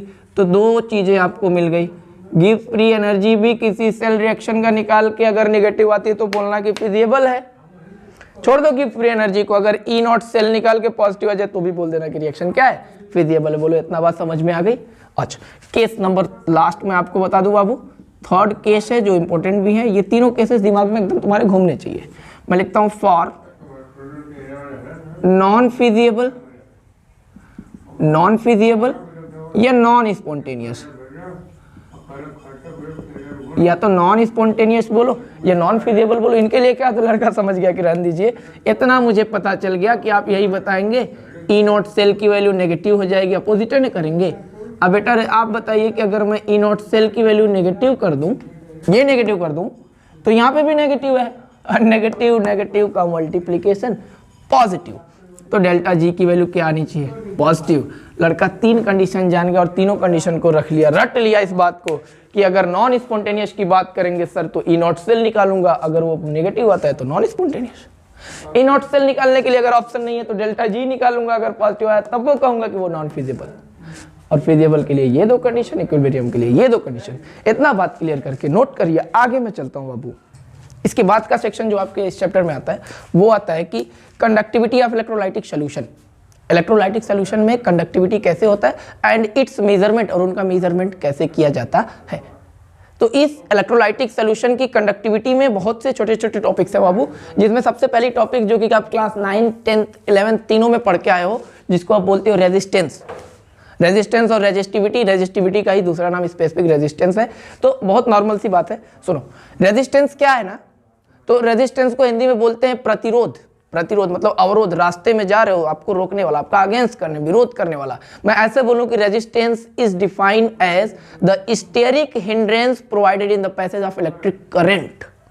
सुन रहे मेरी बात, इलेक्ट्रिक करंट के रास्ते में स्टेरिक हिंड्रेंस मतलब रुकावट पैदा करने वाला जो क्वांटिटी होता है, जो फिजिकल क्वांटिटी होता है उसी को आप क्या बोलते हैं, रेजिस्टेंस बोलता है। Resistance is denoted by capital R. लड़के को पता है कि सर रेजिस्टेंस को कैपिटल आर से दिखाते हैं, और मुझे ये भी पता है कि इसकी जो यूनिट होती है वो होती है ओम। क्या होती है, ओम। सिंबल बनाओ या लिख लो ऐसे, ओम। रेजिस्टेंस की यूनिट ओम होती है, कैपिटल आर से दिखाते हैं, ये लड़के जानते हैं। अच्छा मैं बताऊं, अब बात आती है कि ये रेजिस्टेंस किन बातों पर डिपेंड करता है ना। डिपेंड करता है आपका रेजिस्टेंस दो बात पर। ये सब बातें बहुत पुरानी है। पहली बात मैं कहूं कि resistance is directly proportional to length of conductor, है ना। तार की लंबाई बढ़ाते जाओगे तो उसमें रेजिस्टेंस बढ़ता जाएगा, ये बातें पता थी। दूसरा डिपेंडेंसी में बताया था कि resistance is inversely proportional to area of cross section of conductor. Resistance जो होता है बाबू एरिया, तार के एरिया ऑफ क्रॉस सेक्शन का कुछ नहीं मतलब समझता, तो ये समझो कि उसकी मोटाई। सुनो, दो तार में, दो वायर मैंने लिया, कंडक्टर दो लिया, और एक था इतना मोटा और एक था जिसका एरिया ऑफ क्रॉस सेक्शन ये था। इसका क्रॉस सेक्शन A1 मान लेता हूँ, इसका क्रॉस सेक्शन में A2 मान लेता हूँ। तो आप खुद कहोगे सर यहाँ पे A2 is greater than A1, तो area of cross section A2 का ज़्यादा है। ये क्या बोलता है रिलेशन, कि अगर एरिया बढ़ाएंगे आप तो उसमें रेजिस्टेंस हो जाएगा कम। तो एरिया बढ़ गया तो रेजिस्टेंस कम होगा ना। अगर मैं इसके रेजिस्टेंस को R1 मान लूँ और A2 में रेजिस्टेंस को R2 मान लूँ, तो आप कहोगे सर यहाँ पे R1 की वैल्यू ज़्यादा होगी, R2 की वैल्यू कम हो जाएगी, बिकॉज A2 ज़्यादा हो गया है, एरिया बढ़ेगा तो रेजिस्टेंस कम हो जाएगा। बोलो इतना बात समझ गया। अच्छा, इतनी बात तो लड़के को समझ में आती है। मैंने बस दो ही चीज़ आपको बताया, डायरेक्टली प्रोपोर्शनल और यूनिवर्सली समझते हो ना। डायरेक्टली प्रोपोर्शनल का मतलब ये होता है कि एक क्वांटिटी बढ़ेगी तो दूसरी वाली भी बढ़ेगी। इनवर्सली का मतलब ये कि एक क्वांटिटी बढ़ रहा है तो दूसरा घटेगा। चलो, रेजिस्टेंस के डिपेंड करने के दो फैक्टर थे, एक था उसका लेंथ और दूसरा था उसका एरिया ऑफ क्रॉस सेक्शन। अभी ये दो इक्वेशन को मैं बोलूं यहाँ की combining equation 1 and 2 we get. मैं इक्वेशन 1 और 2 को कंबाइन करके देखो क्या लेके आ रहा हूं। तो R is directly proportional to L by A। बोलो यहां तक बात समझ में आ रही है। अच्छा, R बराबर, प्रोपोर्शनलिटी का सिंबल हटाओगे तो कांस्टेंट आता है, सबको पता है। यहाँ पे जो कांस्टेंट आएगा उसको रट लेना, उसका नाम है रो। क्या है, रो। L by A। और मैं इसको ऐसे एक बॉक्स में बना के देता हूँ बाबू, इसको याद कर लेना, क्वेश्चन इस पे लगेंगे। रेजिस्टेंस इज इक्वल टू ये रो आ गया L बाई A, और मैं यहीं पे लिखूंगी वेयर, ये रो क्या है, रो को बोलते हैं बाबू रेजिस्टिविटी। या इसी का नाम होता है स्पेसिफिक रेजिस्टेंस। ठीक है, रो क्या था, वॉइस नहीं कम कर ले भाई। अच्छा, रो क्या था कि रेजिस्टिविटी, या इसी को स्पेसिफिक रेजिस्टेंस बोलते हो। डिनोट किससे करते हो, रो से। रो कैसे बनता है, ये इसका नाम रो याद हो गया ना। अरे नहीं याद होता तो मैं लिख देता हूँ हिंदी में, देखो तुम्हारे लिए। CBSE बोर्ड के बच्चों को हिंदी भी सिखाता हूँ मैं, जिसको बोलते हैं रो। क्या बोलते हैं, रो। रो से डिनोट करते हैं स्पेसिफिक रेजिस्टेंस को या रेजिस्टिविटी को। रेजिस्टेंस का फॉर्मूला लड़के को ये पता चल गया, और ये भी पता चल गया कि sir the SI unit of capital R is ohm. लिखा जाता है इंग्लिश में, अल्फाबेट में लिखोगे तो ओम, और सिंबल बनाओगे तो ये। ठीक है, आगे मैं कुछ बातें बच्चे को बताऊं, कहेगा सर रेजिस्टेंस तो समझ में आ गया, रेजिस्टिविटी क्या है। तो सुनो, मैं यहाँ पे रेजिस्टिविटी बता रहा हूँ। रेजिस्टिविटी, जिसको स्पेसिफिक रेजिस्टेंस भी बोलते हैं, बार बार नहीं बताऊंगा, इसको रो से दिखाते हैं। अच्छा, इसकी डेफिनेशन, इसका ऐसा यूनिट देख लोगे तो कंफर्म हो जाएगा ना। ठीक है, मैं इसी इक्वेशन को ट्रांसपोज करके रो के टर्म में लिख लेता हूँ। मैं लिखूंगा तो हो जाएगा rho is equal to RA upon L। Rho is equal to RA upon L। मैं इसको इक्वेशन नंबर 1 बना लूँ। यहाँ से डेफिनेशन बनेगी। डेफिनेशन क्या बनेगी कि at unit area and length of conductor. अगर हम जो कंडक्टर लिए, कंडक्टर का मीन्स ये जो वायर लिए, कंडक्टर नहीं समझ में आता तो वायर समझो। ये जो वायर लिया, इसका जो लेंथ ले रहा हूँ, यूनिट का मतलब L is equal to 1 unit. अब यूनिट में कुछ भी समझ लो ना, 1 मीटर, 1 सेंटीमीटर, 1 किलोमीटर, कुछ भी समझो, बेसिकली मीटर में ही लेके चलते हैं। मैं यूनिट लिख लेता हूँ कि लेंथ की वायर को मैंने लिया 1 मीटर, 1 यूनिट लंबा, और इसका जो एरिया ले रहा हूँ ना, area of cross section means जो लेंथ की मोटाई है उस वायर की, वो भी है 1 यूनिट स्क्वायर। तो मैंने लिखा क्या कि at unit area and length, अगर लेंथ और एरिया दोनों को क्या कर दें, एक कर दें, किसके, कंडक्टर के, then resistance of wire is called, तब उस वायर में जो रेजिस्टेंस आएगा उसी को आप बोलोगे स्पेसिफिक रेजिस्टेंस, या इसी को रेजिस्टिविटी बोलते हो, जिसको किससे दिखाते हो, रो से। बोलो बात समझ में आ गई। ये ओरिजिनल डेफिनेशन होती है ना, फार्मूला देखते ही तुरंत डेफिनेशन क्रिएट करिए, रटोगे तो काम खराब होगा। मैंने बोला रो बराबर R इंटू ए अपॉन एल होता है, आपने कहा ठीक है। मैंने कहा अगर ए के जगह पे 1 और एल के जगह पे 1 रखोगे तो 1/1 खत्म हो गया ना। अरे वही लिखा हूँ, यूनिट एरिया और लेंथ। तो उस समय में जो रेजिस्टेंस R होगा वो तो रो के बराबर होगा। तो 1 मीटर लंबा, 1 मीटर एरिया का कोई वायर लोगे, और उस वायर में जो रेजिस्टेंस क्रिएट होगा बेटा, उसी रेजिस्टेंस को आप स्पेसिफिक रेजिस्टेंस या रेजिस्टिविटी रो कहोगे। बोलो बात समझ में आ गई। अच्छा ठीक है, कुछ बात और मैं यहीं पे छोटी सी बात कर लूं कि unit of rho, unit of rho, इस रो की यूनिट क्या है? तो बोलोगे ना कि यूनिट ऑफ अगर रो आपको निकालना है, यूनिट ऑफ रो अगर आपको निकालना है तो इसके सामने R, A और L सबकी यूनिट रख दीजिए, मिल जाएगा। तो R की यूनिट तो लड़के को बचपन से पता है कि ओम होता है। A मतलब एरिया, और एरिया बाबू लेंथ इंटू ब्रेथ मतलब मीटर इंटू मीटर, मीटर का स्क्वायर होता है, और लेंथ है भाई तो यूनिट होगा ना, तो इसको मीटर रखोगे, मीटर से मीटर का स्क्वायर हो जाएगा कैंसिल, और अच्छी सी आपको एक यूनिट मिली कि ohm into metre. Therefore the required unit of resistivity is क्या, ओम इंटू मीटर। रेजिस्टेंस की यूनिट क्या थी, ओम थी, रेजिस्टिविटी की यूनिट क्या है, ओम इंटू मीटर है। बोलो इतनी बात समझ गए। तो रेजिस्टेंस रेजिस्टिविटी को एक साथ और कंडक्टेंस कंडक्टिविटी को एक साथ, तुरंत इसको स्क्रीनशॉट लेके नोट करिए, आगे बताता हूँ कंडक्टेंस और कंडक्टिविटी।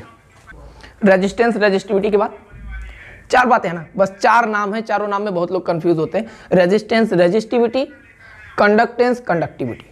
रेजिस्टेंस रेजिस्टिविटी क्या था, मैंने आपको दिखाया, रेजिस्टेंस R था, रेजिस्टिविटी रो था। अब बात करते हैं कंडक्टेंस की। तो बच्चों को ये बात पता होनी चाहिए कि कंडक्टेंस को बाबू दिखाते हैं कैपिटल G से, और रेजिस्टिविटी को दिखाते हैं K बना के आगे ऐसे डॉट बनाते हैं, जिसको बोलते हैं कप्पा। क्या बोलते हैं, कप्पा। मेरी बात सुनो, रेजिस्टेंस था, रेजिस्टेंस R था, बात समझो, अवजिया कम कर लिया, रेजिस्टिविटी ये रो था, अरे तनिक कम करे बस। रेजिस्टेंस R था, रेजिस्टिविटी रो है, और यही मैं लिखने वाला हूं बाबू कि आपका जो कंडक्टेंस है ना, इसको दिखाएंगे कैपिटल G से, और यहीं पे जो आपकी कंडक्टिविटी है, कंडक्टिविटी, इसको हम दिखाएंगे कप्पा से। और सुनो मैं तुमको याद करने का तरीका बताता हूँ, याद करने का तरीका बताता हूँ। रेजिस्टेंस रेजिस्टिविटी समझ गया ना, तो कुछ नहीं है, कुछ नहीं है। मैं यहाँ बोलूंगा कि बाबू कंडक्टेंस जो दिखा रहे थे तुम कैपिटल G से, कंडक्टेंस इनवर्स होता है रेजिस्टेंस का। Capital G is equal to 1/R, capital G is equal to 1/R। अरे यार, capital G is equal to 1/R, क्या मतलब हो गया कि conductance is defined as the reciprocal of resistance. Conductance किसके बराबर होता है, तो रेजिस्टेंस के उल्टा होता है। अच्छा यहीं पे एक बात और तुमको बता दूं कि कंडक्टिविटी जिसको कप्पा से दिखा रहे थे, तो कप्पा को कैसे डिफाइन करते हो, तो it is the reciprocal of specific resistance. देखो बात समझ में आ गई, कंडक्टेंस रेजिस्टेंस का उल्टा है, और कंडक्टिविटी रेजिस्टिविटी का उल्टा है, दैट मीन्स इनवर्स है। बस 2 बातें याद करो, 2 को तो उनको टर्म में रिलेट करके याद कर लेना, याद हो जाएगा, होना ही होना है। अच्छा आपसे डेफिनेशन नहीं पूछेगा, कोई पूछेगा यूनिट ऑफ G बता दो, यूनिट ऑफ कैपिटल G, तो भैया 1 में R की यूनिट होती है ओम, ओम होती है। अच्छा तो इसी को लड़का कहेगा, इसका मतलब इसको हम लिख लें ऊपर लाके ओम इनवर्स। बाबू रे ओम इनवर्स अगर तुमको अच्छा नहीं लगता तो इसको नाम में लिखते हैं ऐसे, कैसे, ओम, इसके ऊपर -1, या तो ओम इनवर्स साइन में बना के लिख लो या ओम करके इनवर्स में लगा लो, और इसी चीज को ओपन करके लिखते हैं तो उल्टा खुलता है MHO, महो। तो यूनिट ऑफ कैपिटल जी, ये जो कैपिटल जी की यूनिट है वो 3 ठो यूनिट मैंने आपको दिया, तीनों एक ही यूनिट है, अलग अलग फॉर्म में है। ओम इनवर्स या अल्फाबेट में लिख के ओम इनवर्स, या इसको बोलते हैं महो। क्या बोलते हो? महो। अच्छा, कुछ बात आगे। मैं यहाँ पे एक बात लिखने जा रहा हूँ कि the SI unit of capital G, that means conductance की जो SI यूनिट होती है बाबू, उसको आप बोलते हो साइमन। क्या बोलता है? साइमन बोलते हो। साइमन को दिखाते हैं S से। तो इसका मतलब ये हो गया ना इनडायरेक्टली कि एक साइमन बराबर होता है एक ओम इनवर्स।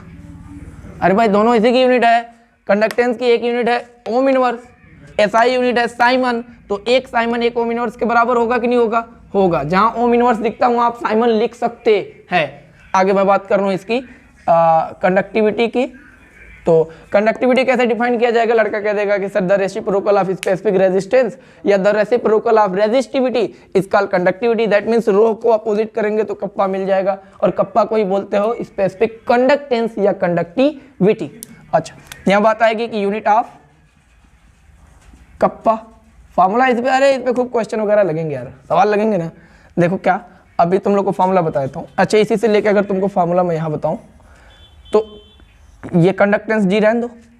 आर का क्या फॉर्मूला तुमने पढ़ा था? और अभी कुछ टाइम पहले ही तो तुमको पढ़ाया था कि बाबू रे आर बराबर होता है रो L बाई ए, और ये बात भी रो बराबर भी पढ़ लिए थे कि sir R A upon L होता है ना। दोनों वैल्यू को सब्सटीट्यूट कर दो, जितना फॉर्मूला निकालोगे खुद ब खुद निकलता चला जाएगा। जी बराबर 1 अपॉन आर, तो 1 अपॉन में आर की टोटल वैल्यू कितनी? रो है बाई एल, तो रो इंटू ए, और जो एल इसके नीचे रो एल, और ये जो नीचे ए लिखूंगा बाबू ये ऊपर ही ना जाएगा। तो लो कंडक्टेंस का और फार्मूला दे दे। कितना फार्मूला आप लेंगे भाई? जितने क्वेश्चन जिस अकॉर्डिंग आएगा उस हिसाब से हम उसको ट्रांसपोज करके बना लेंगे। अच्छा, कंडक्टेंस आर जी बराबर 1 अपॉन आर आ गया, जी बराबर A rho upon rho into L भी आ गया। इसी तरह से इसका फार्मूला लड़का अगर निकालना चाहे तो बोलेगा कप्पा बराबर 1 बाई रो, और रो की टोटल वैल्यू यहाँ सब्सटीट्यूट करेगा, बोलेगा आर ए और ऊपर चला जाएगा एल, तो कप्पा बराबर L into R A.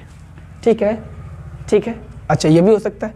Unit of kappa is equal to 1 upon में यूनिट ऑफ रो, और रो की यूनिट तो लड़का पढ़ा ही था कि ओम इंटू मीटर होता है, ओम इंटू मीटर होता है।